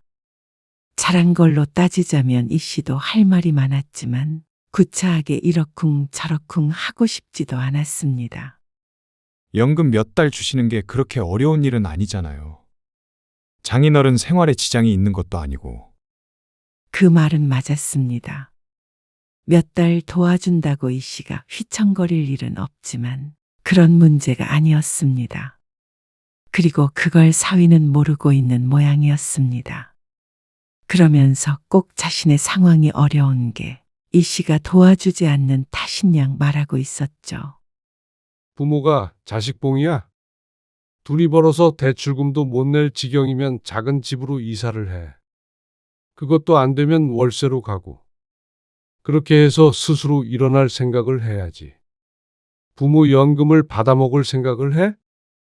좀 도와달라고 부탁드리는 거죠. 그것도 못 도와주세요. 허참. 지금 타고 있는 차. 그거 누구 거야? 그거 이참에 돌려줘. 그리고 빌렸던 돈도 다 돌려주고. 그래야 그동안 도움받았단 걸 깨달을 거야? 아니, 갑자기 그게 무슨... 지금 나를 원망하고 있잖아. 그래서 도와주지 않으면 찾아오지도 않겠다고 협박하는 거잖아. 이왕 못 보게 되는 거, 내 것은 돌려받자. 그러자 사위가 크게 당황했습니다. 그런 말씀이 아니에요. 그런 말처럼 들린다. 이사를 가든지 말든지 그건 알아서 할 문제고. 나는 내 것 다 돌려받아야겠다. 장인어른, 이달 안으로 다 돌려줘. 이 씨는 전화를 끊었습니다. 그리고 그동안 사위에게 이체해줬던 내역을 은행 앱에 들어가서 일일이 사진으로 찍었습니다. 그러고 나서 사위에게 전송을 했죠. 답장은 없지만 크게 놀랐을 것이었습니다. 그리고 차키는 내일 당장 돌려달라고 메시지를 보냈습니다. 그러자 딸에게서 전화가 왔습니다. 아빠, 이게 다 무슨 말이야. 차를 돌려달라니. 자세한 건 정서방한테 듣고. 내 것 다 돌려줘. 아빠, 우리 사정 뻔히 알면서 그래? 물에서 건져주지는 못할 망정 더 빠뜨리고 있어? 이제는 부모 도움 바라지 말고 스스로 나올 생각을 해라. 이 씨는 딸의 전화도 끊어버렸습니다. 더 이상 대화할 가치가 없었죠. 이 씨는 그날 이후로 매일 메시지로 닥달을 했습니다. 그래서 일주일 뒤에 딸이 차를 몰고 와서 키를 넘겨주었습니다. 돈은 천천히 줄게. 우리 이사 갈 거니까. 한 달쯤 뒤에 딸은 집을 팔고 월세로 이사를 갔습니다. 이사를 가며 이 씨에게 빌렸던 돈은 입금을 했습니다. 그리고 그날 이후로 서로 연락은 없었습니다. 하지만 이 씨는 아쉽게 생각하지 않았습니다. 이대로 딸이 없는 인생을 살더라도 어쩔 수 없다고 생각했습니다. 부모를 봉으로 생각하는 자식을 곁에 둔다면 말년이 비참해질 듯했습니다. 그걸 너무 뒤늦게 깨달았지만 그래도 제자리를 찾은 듯했습니다. 딸도 부모의 도움이 없어야 제 힘으로 일어설 수 있을 것이었습니다. 결국에는 각자의 인생을 살아가야 했습니다. 부모 자식도 결국 남남이나 마찬가지였으니 말이죠. 이 씨는 딸과 연락을 끊고 열심히 자신의 인생을 살고 있습니다. 동호회 활동도 하고 소소하게 일도 하며 말이죠. 앞으로 20년은 건강하게 사는 게 목표이니만큼 운동도 하고 있었습니다. 그리고 그런 삶에 만족했습니다. 비록 자식의 자리는 빈자리가 생겼어도 말이죠.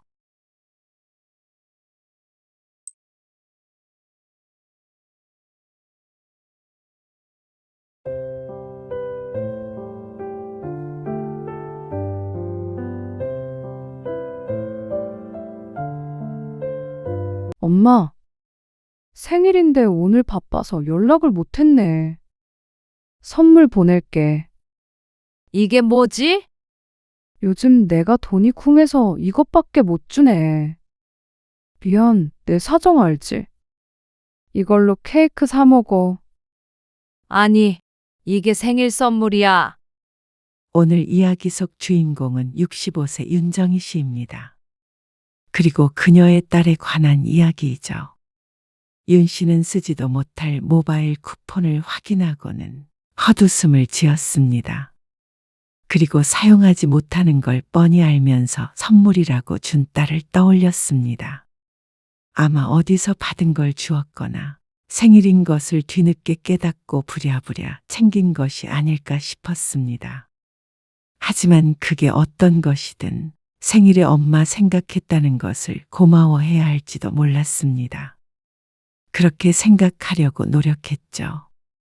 그렇지만 윤 씨의 딸이 자신의 시모의 생일엔 무엇을 주었는지 알게 된 이상 그렇게 생각하기도 힘들었습니다.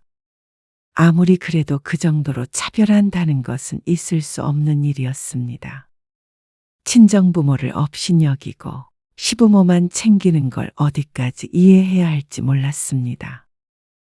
친정부모에게서는 온갖 도움을 받아가며 정작 효도는 시부모에게 하는 딸. 요즘엔 딸 가진 게 아들 가진 것보다 나은 시대라고 했는데 왜 윤 씨 가족에게는 해당되지 않는 것인지 몰랐습니다. 그런 딸에게 윤 씨도 더 이상 마음 쓸 이유를 찾지 못했습니다. 윤 씨는 아들 하나, 딸이 하나 있었습니다. 2살 터울이며 둘 다 일찍이 독립해서 따로 살았고 이제는 각기 가정을 이루고 살고 있었습니다. 윤 씨는 딸 가진 엄마가 을에 그렇듯 아들보다는 딸과 좀 더 가까웠습니다. 남편이 세상을 떠난 뒤로는 더욱 그랬습니다. 무뚝뚝한 아들과 다르게 딸은 시시콜콜한 얘기를 하기 위해 하루에 몇 번씩 전화하기도 했고 주말엔 홀로 집에 찾아오기도 했습니다. 그래서 아들보다 딸이 낫다는 말을 실감할 때도 종종 있었습니다. 그렇다고 아들과 왕래를 안 하는 것은 아니었지만 그만큼 딸과 친밀했습니다. 특히 딸이 아이를 낳으면서 더 그랬죠. 나는 엄마 없었으면 어땠을까?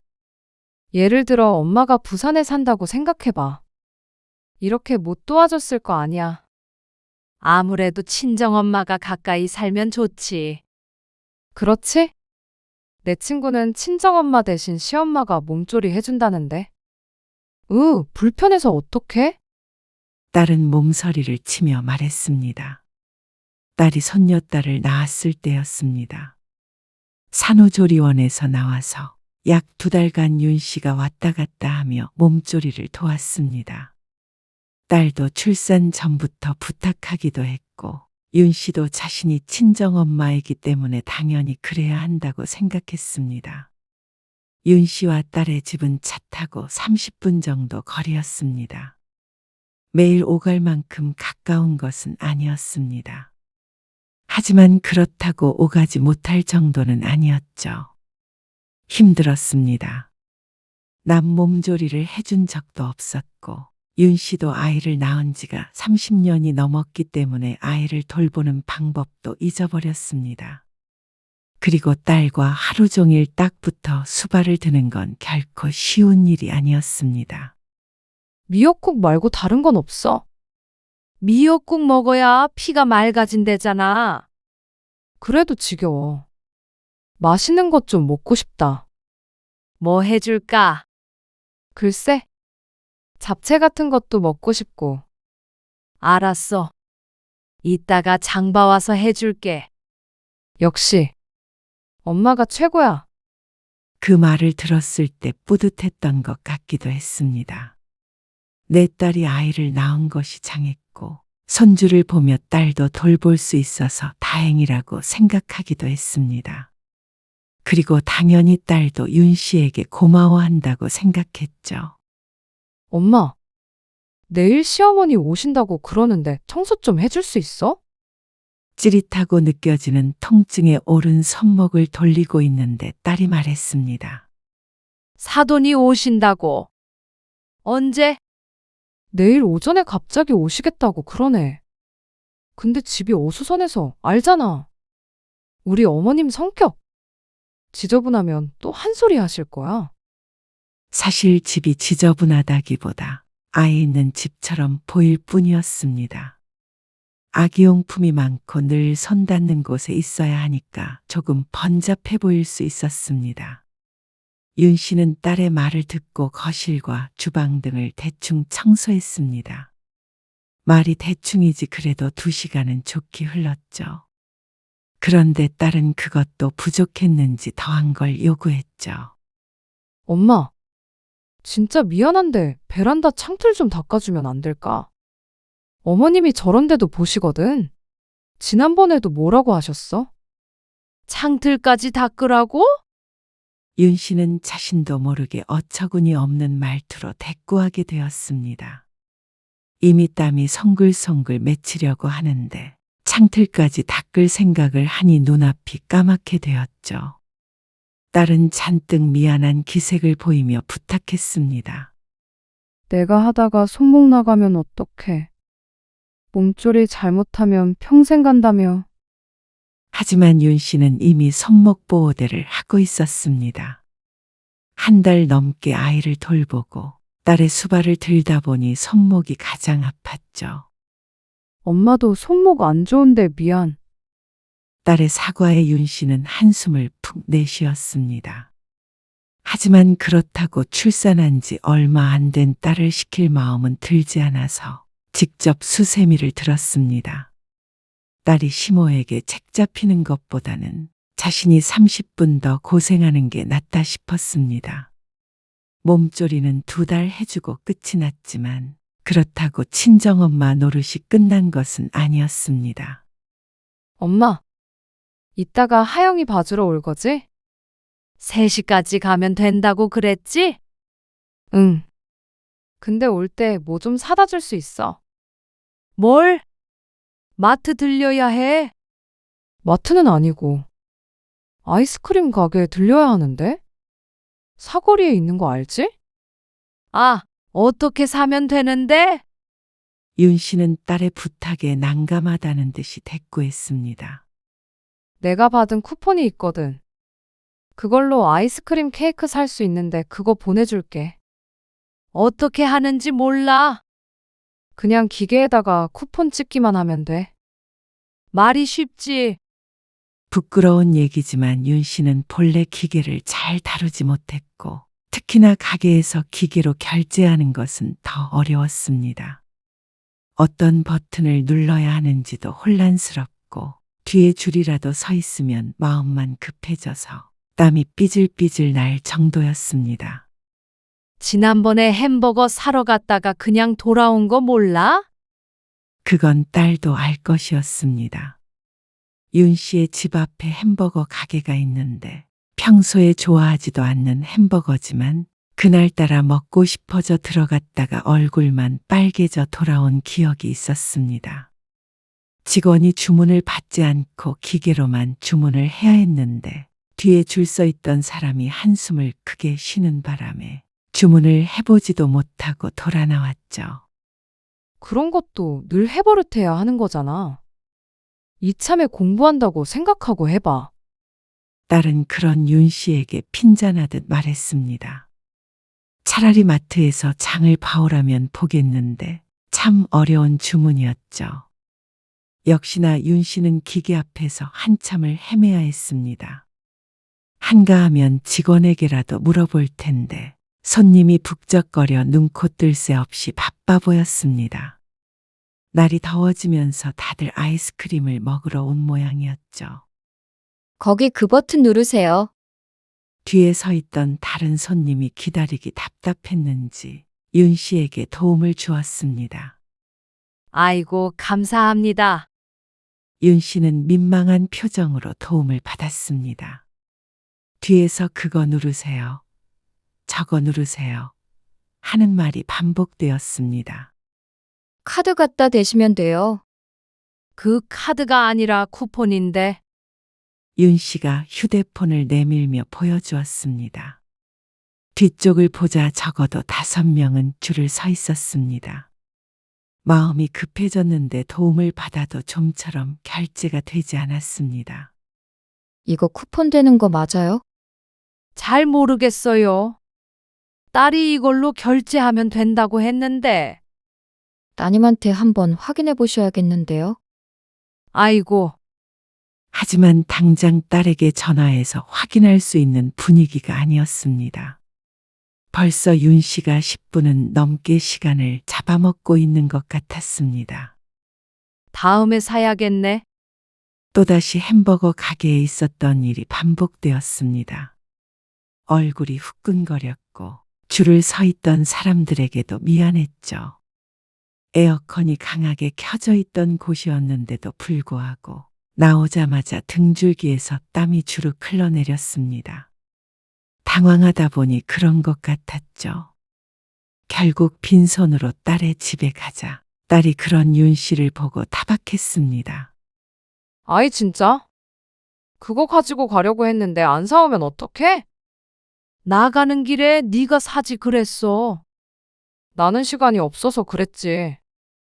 그렇다고 빈손으로 와. 그 쿠폰으로 결제가 안 된다잖아. 안 될 리가 있어? 지난주에 받은 건데. 직원한테 물어보지 그랬어. 직원도 다 바빠서 기계로 하라는데 어떡해? 엄마 그래가지고 나중에 밥 한 끼도 못 사 먹는 거 아니야? 요새 다 키오스크로 하는데 엄마만 못해서 어떡해? 아이스크림은 둘째치고 윤 씨의 앞날이 걱정된다며 딸이 짜증 섞인 잔소리를 했습니다. 시간도 없는데 번거롭게 됐다면서 말이죠. 네 부탁 아니면 그런 곳에 갈 일도 없어. 윤 씨가 이용하는 가게라고 해봤자 마트나 집 근처 식당인데 기계 같은 거 사용 못해도 잘만 살았습니다. 햄버거 사건만은 예외였고 말이죠. 딸은 끝까지 투덜거리며 외출을 했고 윤 씨는 주인 없는 집에서 저녁까지 손녀딸을 돌보았습니다. 그리고 딸이 돌아왔을 때는 저녁 8시쯤 되어 있었습니다. 김서방은 늦게 와? 오늘 늦는데.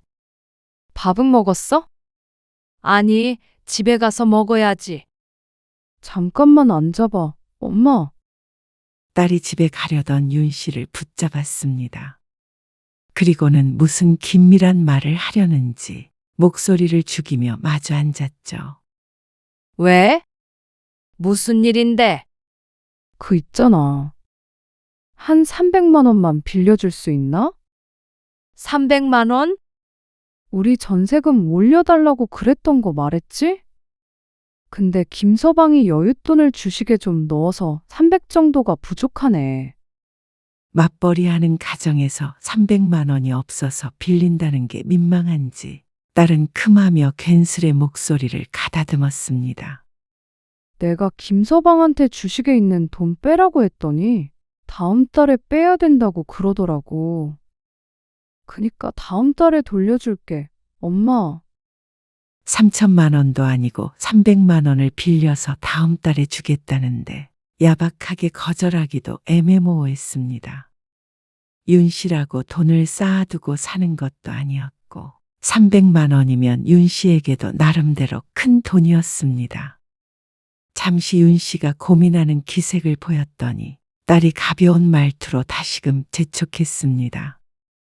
에이, 내가 300만 원 못 줄까 봐 그래? 그런 게 아니라 다음 달에 꼭 줄게. 그 말에 윤 씨는 고개를 끄덕일 수밖에 없었습니다. 내 통장으로 보내줘. 알았어. 내일 보내줄게. 그런데 딸은 지금 당장 눈앞에서 보내주길 바랐습니다. 모바일 뱅킹 하면 되잖아. 못해? 미심쩍게 쳐다보는 딸에게 윤 씨는 고개를 저었죠. 아니, 할 수 있지. 그래서 그날 바로 딸에게 300만 원을 이체해 주었습니다. 딸은 엄마 덕에 한시름 났다며 기뻐했고, 결과적으로 말하자면 다음 달에도 그 다음 달에도 300만 원은 돌려받지 못했습니다. 다음 달에 줄게 하는 소리를 여러 번 듣고는 윤 씨도 어느 정도 포기하게 되었습니다. 이래서 망설였던 것이었습니다. 급할 때는 이자도 톡톡히 쳐서 갚을 마음이 있지만 막상 갚을 때가 되면 생돈이 나가는 것 같아서 괜히 아까웠습니다. 그게 사람 심리였습니다. 딸이 그럴 거라고 생각하지는 않았지만 금전거래라면 지긋지긋했습니다. 죽은 남편이 생전에 빚을 지는 바람에 젊어서 10수년을 고생했던 기억이 있어서였습니다. 그리고 그런 걱정이 기우가 아니었는지 딸에게서 300만 원을 받지 못하게 되자 역시나 부모 자식 관계에서도 돈거래는 참 어렵다는 생각이 들었습니다. 그래도 내 딸에게 빚쟁이처럼 쫓아가 돈을 닥달할 수도 없기에 생각날 때 가끔 묻고는 최근 들어서는 돈에 관해 이야기도 꺼내지 않았습니다. 괜히 300만 원 때문에 서로 감정만 상하게 될까 봐서였죠. 그런데 그렇게 반년이 조금 더 지났을 때였습니다. 딸은 생각지도 못한 부탁을 해왔습니다. 뭐? 2천만 원? 아니, 김서방이 말이야. 김서방이 왜? 주식에서 돈을 날렸대. 뭐? 근데 대출을 받았나 봐. 나한테 말도 안 하고. 딸이 속상한 듯 흐느끼며 말했습니다. 아등바등 벌면 뭐해? 이렇게 한순간에 없어지는데. 나 정말 못 살아. 엄마, 그렇게 큰 돈이 필요한 거야? 투자는 그것보다 많이 했어. 윤 씨가 다 눈앞이 깜깜해지는 기분이었습니다. 나도 모르는 빚이 있다는 게 어떤 기분인지 윤 씨는 아주 잘 알고 있었습니다. 딸이 걱정됐습니다. 할 수만 있다면 딸의 말처럼 도와주고 싶었습니다. 하지만 300만 원 정도야 눈 딱 감고 없는 셈 칠 수 있었지만 2천만 원이면 이야기가 달랐습니다. 특히나 윤 씨처럼 새로운 수입이 적은 60대라면 말이죠. 열심히 살아서 그럭저럭 노후에 먹고 살 수는 있겠구나 싶었는데 이런 식으로 큰 돈이 줄줄이 샌다면 그것조차 장담할 수는 없었습니다. 앞으로 몇 년을 더 살게 될지 모르는 일이니 말이죠. 그래서 딸의 부탁을 선뜻 들어줄 수가 없었습니다. 그리고 300만 원도 안 갚는 딸이 2천만 원이라고 쉽게 갚을 수 있을 거라고 생각이 되지 않았습니다. 내가 안 줄까봐 그래.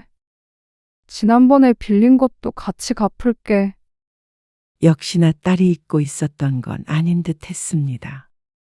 그저 친정엄마 돈은 급한 돈이 아니라고 생각한 모양이었죠. 그래서 더욱더 수락하기가 힘들었습니다. 지금 당장 자식의 사정도 중요하지만 나중에 더 늙어서 자식에게 손 벌리는 일은 피하고 싶었습니다. 그런데 딸은 그런 윤 씨에게 서운해했습니다. 자신을 사랑하지 않는다고 했죠. 부모라면 자식이 괴로울 때 도와줄 수 있는 거 아니야? 내가 그냥 달라고 그러는 것도 아니고 빌려달라는데. 엄마는 어쩜 나한테 이렇게 야박해? 그동안 딸에게 해줬던 수많은 일들은 이미 없던 일이 되어버린 듯 했습니다. 졸지에 야박하고 매정한 부모가 되어버린 윤 씨는 그 이후로도 내내 신경이 쓰였습니다. 당연했습니다. 그렇게 거절하고 마음 편한 부모는 없을 것이었습니다. 그리고 보름쯤 뒤에 윤 씨의 생일이었습니다. 2천만 원을 빌려달라고 한 뒤로 딸은 한 번도 전화를 하지 않았습니다. 하루가 멀다 하고 연락하던 딸이 단단히 마음이 상한 듯 했습니다. 하지만 그렇다고 윤 씨가 2천만 원을 덜컥 빌려줄 여력도 되지 않았습니다. 여러모로 마음이 복잡했습니다. 그런데 아무리 그래도 생일에 마저 연락이 없을 줄은 몰랐습니다. 오늘 가은이 맞나요? 가은이? 아니, 저희도 못 가는데 어쩌죠? 바쁜데 뭘 와? 그래도 생신이신데. 용돈 보내드릴 테니까 친구분이라도 만나서 식사하세요. 그래. 고맙다. 윤 씨는 아들과의 전화를 끊었고 잠시 뒤 휴대폰이 울리며 통장에 30만 원이 들어왔습니다. 찾아오지 못한다고 아들이 보낸 돈이었습니다. 그런데 메시지 함을 뒤져도 딸에게서 온 연락은 없었습니다. 그렇게 하루가 다 지나갈 때쯤이었습니다. 딸에게서 메시지가 왔죠. 엄마, 생일인데 오늘 바빠서 연락을 못했네. 선물 보낼게. 그러면서 생일 축하한다는 말을 덧붙였습니다. 이게 뭐지? 메시지 함을 보자 지난번과 비슷한 쿠폰 같은 게 도착해 있었습니다. 이번에는 빵집에서 파는 케이크 쿠폰이었습니다. 윤 씨는 잠시 말없이 메시지를 내려다보았습니다. 이게 생일 선물이라고 보낸 게 맞나 싶었습니다. 금액을 떠나서 지난번에도 얼마나 애를 먹었는지 알면서 이런 걸 보낼 수가 있나 생각되었습니다. 조금 황당한 기분이 되었습니다. 생일 선물로 케이크를 휴대폰 쿠폰으로 보낸 딸. 그것도 전화 한 통 없이 메시지만 떡하니 온 것이 참 성의가 없다고 생각이 되기도 했습니다. 그래도 하루를 넘기기 전에 연락이 와서 고맙다고 생각해야 하는 것인지 헷갈렸습니다. 큰 선물을 바라거나 돈을 바란 건 아니었습니다. 차라리 선물은 없어도 전화를 해서 축하한다고 했으면 더 낫지 않았을까 싶었죠. 선물을 보냈으니 그러면 윤 씨가 딸에게 전화를 해야 하는 것인가 싶었습니다. 그러던 찰나에 딸이 메시지를 하나 더 보냈습니다. 요즘 내가 돈이 쿵해서 이것밖에 못 주네. 미안. 그 메시지를 보니 또 마음이 안 좋았습니다. 경제적으로 어렵다는데 이게 어딘가 싶기도 했습니다. 윤 씨는 깊은 숨을 내쉬었습니다. 여러모로 상황이 안 좋아 보이는 딸의 메시지에 생각이 깊어졌습니다. 선물 투정을 할 때가 아닌 것 같기도 했고 말이죠. 역시나 쿠폰은 사용하지 못하고 휴대폰 안에서 캐캐 묵어갔습니다. 그리고 시간이 지나면 지날수록 딸에게 돈을 빌려주는 쪽으로 마음이 기울기 시작했습니다. 시간이 좀 지나긴 했지만 해결됐다는 얘기가 없는 걸로 봐서는 아직 경제적으로 상황이 나아지지는 않은 모양이었습니다. 윤 씨의 머릿속은 어지러웠지만 2천만 원을 마련해 두었습니다. 선뜻 주지는 못하고 고민하는 나날이 이어졌죠. 그러던 어느 날이었습니다. 엄마, 나 부탁 좀 해도 될까? 무슨 부탁? 돈 얘기를 꺼낼 것이라고 생각했는데 딸은 다른 부탁을 했습니다. 내가 택배 주문한 게 있거든. 근데 그게 지금 집 문 앞에 있대. 그거 집 안에다가 넣어놔야 하는데 될까? 오전 10시였는데 사위도 딸도 회사에 있어서 어쩔 수가 없다고 했습니다. 집 밖에 두면 안 되는 거야. 혹시 음식을 주문한 건가 싶었는데 딸은 그게 아니라고 했습니다. 원래 택배를 받으면 집 문 앞에 아무렇지 않게 뒀던 딸인데 그날따라 좀 이상했죠. 그거 좀 중요한 택배라서. 주문할 때 문 앞에 두지 말라고 했는데 두고 가버렸대. 뭐길래 그래? 아, 그런 게 있어. 누구 줄 건데. 딸은 말을 아꼈습니다. 그리고 어쩐지 초조한 기색을 보였습니다. 당장 부탁할 사람이 엄마밖에 안 떠올랐다는 딸. 윤 씨는 점심에 있었던 약속을 30분 미뤘습니다. 그리고 딸의 집으로 갔습니다. 딸의 집 앞에 도착을 하자 커다란 박스가 하나 놓여 있었습니다. 한쪽 귀퉁이는 찌그러진 채였습니다. 무거울 줄 알았는데 의외로 가벼운 상자를 들고 집 안으로 들어갔습니다. 자세히 보니 무슨 백화점이라고 쓰여 있었습니다. 돈 없다더니. 윤 씨가 고개를 갸웃거리며 그대로 뒤돌아서려다 아차했습니다. 상자가 파손된 건 알려줘야겠다 싶었습니다. 이거 박스가 한쪽이 찌그러져 있는데 괜찮아? 그러자 딸이 경악했습니다. 뭐? 찌그러졌어? 얼만큼? 많이? 많이 찌그러졌어. 안에 내용물이 뭔지는 모르겠는데 괜찮을까 모르겠다. 열어볼까? 그러자 딸이 망설였습니다. 그냥 두고 가. 윤 씨의 물음에 딸이 마지못해 대답했습니다. 그럼 열어서 한번 봐줄 수 있어? 잠깐만. 윤 씨가 상자를 열었습니다. 그리고 그 안에는 핸드백이 들어 있었습니다. 포장도 여러 겹 되어 있어서 파손될 일은 없어 보였습니다. 가방 샀어? 응. 윤 씨는 속으로 좀 놀라긴 했습니다. 윤 씨가 명품에 대해서는 문외한이지만 그래도 이 브랜드 정도는 알고 있었습니다. 로고 모양만 봐도 누구나 알 수 있는 그런 명품 핸드백이었습니다. 한눈에도 고급스러워 보이는 가방을 들어보며 말하자 딸이 대답했습니다.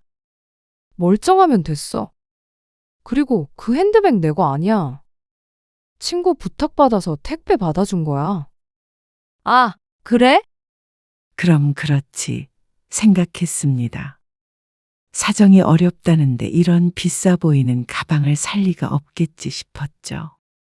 알았어. 그러면 이만 가볼게. 응, 엄마. 고마워. 그렇게 전화를 끊고 윤 씨는 가방을 다시 원상태로 포장해 놓았습니다. 그리고서 파손된 상자는 치우려고 들었는데 무언가 툭 하고 떨어졌습니다. 웬 카드가 들어있네? 선물할 때 메시지를 적는 카드 같은 게 보였습니다. 아마 친구가 적은 것일 테니 잘 보관해야겠다 싶어서 가방 위에 올려두려는데 그 내용이 눈에 들어왔습니다.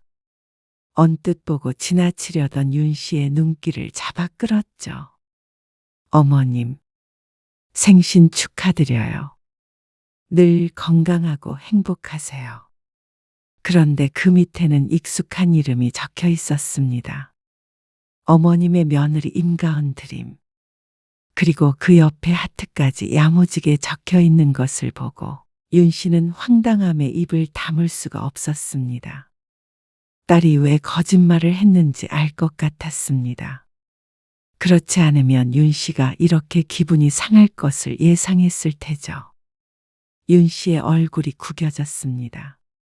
2천만 원을 달라며 그렇게 죽는 소리를 하더니 얼마짜린지는 모르겠지만 못해도 수백은 해 보이는 가방을 생일 선물로 시모에게 주는 딸이라니. 어이가 없었고 입에선 실소가 흘러나왔습니다. 사정이 나아진 건지 뭔지는 모르겠지만 자연스럽게 윤 씨의 생일 선물을 떠올릴 수밖에 없었습니다. 아직까지도 휴대폰에 저장되어 있는 빵집 쿠폰, 그리고 번쩍거리는 명품백. 딸의 마음이 눈앞에 보이는 듯했습니다. 그래놓고는 이걸 윤 씨의 손으로 들여놓게 하는 건 무슨 심보인지 몰랐습니다. 윤 씨였다면 아무리 급해도 그런 부탁은 양심에 찔려서 할 수가 없었을 것 같았습니다. 윤 씨는 그대로 도망치듯이 딸의 집을 나섰습니다. 그리고 사흘 뒤에 딸에게 전화를 걸었습니다. 가방은 잘 전해줬어? 어? 가방. 지난번에 택배. 아, 그거. 응.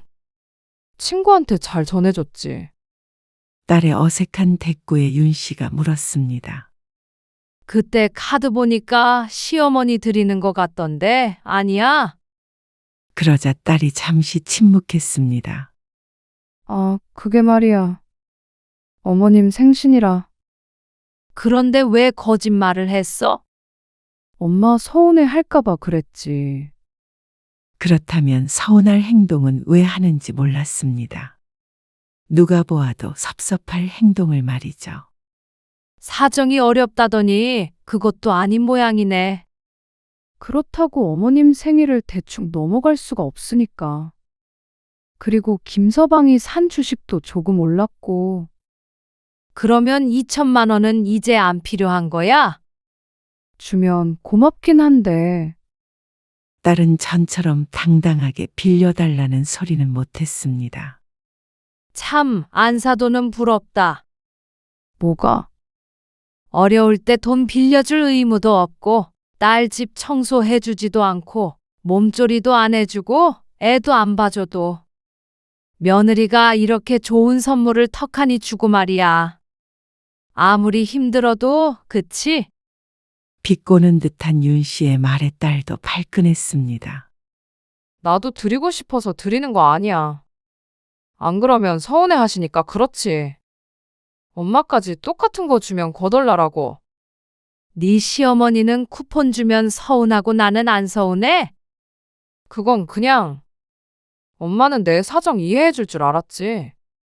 엄마는 뭐든 이해해야 하고 서운해해서도 안 되니? 나도 엄마한테 서운해. 갚는다고 그래도 돈도 안 빌려줬잖아. 사정 뻔히 알면서 가방 때문에 나한테 이래? 딸은 적반하장이었습니다. 윤 씨는 허탈한 웃음을 내뱉었습니다. 이럴 줄도 모르고 몇 날 며칠 고심하다가 결국 2천만 원을 마련해둔 자신이 미련해 보였습니다. 딸은 결코 윤 씨의 마음을 모를 것이었습니다. 쓰지도 못하는 쿠폰 필요 없으니까 네가 쓰려면 써. 엄마도 가방 필요 없어. 거봐. 엄마 어차피 그런 가방 안 들고 다니잖아. 그리고 케이크는 내가 가서 사줄게. 기분 풀어. 딸은 어영부영 넘어가려고 했지만 윤 씨의 마음은 이미 돌아선 뒤였습니다. 아니, 올 것 없어. 엄마, 이제는 너도 엄마한테 돈이든 뭐든 부탁하지 마. 엄마도 이번에 정신이 들었어. 다 소용없구나 싶네. 무슨 말을 그렇게 해. 2천만 원은 빌려줄 수 없고, 지난번에 빌려갔던 300만 원도 갚어. 지금 당장? 그래. 지금 당장 가방값이면 갚겠네. 아니, 엄마. 알았어. 다음 달에 줄게. 아니, 그놈의 다음 달, 지겨워. 지금 갚아. 너무한 거 아니야? 너무한 게 누군지 전화 끊고 잘 생각해봐라. 300만 원은 오늘 중으로 입금하고, 그게 아니라면 김서방한테 전화해서 주식이라도 팔아서 달라고 할 테니까. 그러자 딸이 입을 다물었습니다. 윤 씨의 진심을 이제야 안 듯했습니다. 그동안 딸을 위해 살았던 세월이 주마등처럼 스쳐 지나갔습니다. 자식을 사랑하는 마음에 할 수 있었던 힘든 일도 많았습니다. 하지만 내리사랑이라는 말이 괜히 있는 말이 아닌 듯 했습니다. 되돌려 받지 못하는 사랑을 붙들고 있었던 자신이 바보였죠. 윤 씨가 전화를 끊고 그날 오후에 딸에게서 300만 원이 입금되었습니다. 마음은 안 좋았지만 한편으로는 속이 후련하기도 했습니다.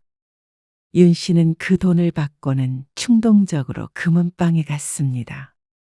그리고 조심스레 금팔찌를 하나 골랐습니다. 생전 액세서리라고는 한 적이 없었는데 말이죠. 예쁘게 잘 어울리시네요.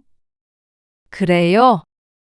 윤 씨는 손목 보호대를 벗고 금팔찌를 차고 나왔습니다. 오랜만에 자신을 위해 자취한 것 같았습니다. 생각해보면 자식에게 바랄 것도 없었습니다. 생일 선물을 하고 싶으면 스스로 하면 그만이었습니다. 자식에게 퍼부을 돈으로 스스로에게 쓰면 명품백이 아니라 더한 것도 할 수 있을 테니 말이죠. 딸은 한동안 연락이 없다가 전화를 해왔습니다. 이제는 돈은 필요 없으니 서로 기분 상상한 것 있다면 풀었으면 좋겠다는 말을 했습니다. 그리고 윤 씨는 그런 딸의 마음을 의심했습니다. 부모에 대한 마음 때문이 아니라 앞으로 부모에게서 얻어낼 것들을 포기하기 싫은 것은 아닌가 하는 의심 말이죠.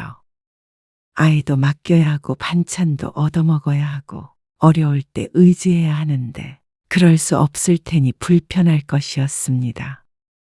하지만 윤 씨도 아무리 자식이라도 더 이상 호구 노릇은 하고 싶지 않았습니다. 혹시 애 맡기려고 연락한 거라면 네 시부모한테 맡겨라. 그래서 차갑게 말하고 전화를 끊어버렸습니다. 옹졸하다고 비난할지는 모르겠지만 그래도 더 이상 그렇게 살고 싶지는 않았습니다. 자신을 돌보지 않고 자식을 챙긴 대가가 그런 쿠폰 같은 취급이라면 이제는 싫었습니다. 그래서 윤 씨는 더는 딸에게 연락하지 않았습니다. 딸은 윤 씨를 원망하기도 했고 사과를 하기도 했지만 언젠가는 윤 씨의 마음을 깨달을 것이었습니다. 손녀딸이 크면 똑같은 취급을 당할 테니 말이죠.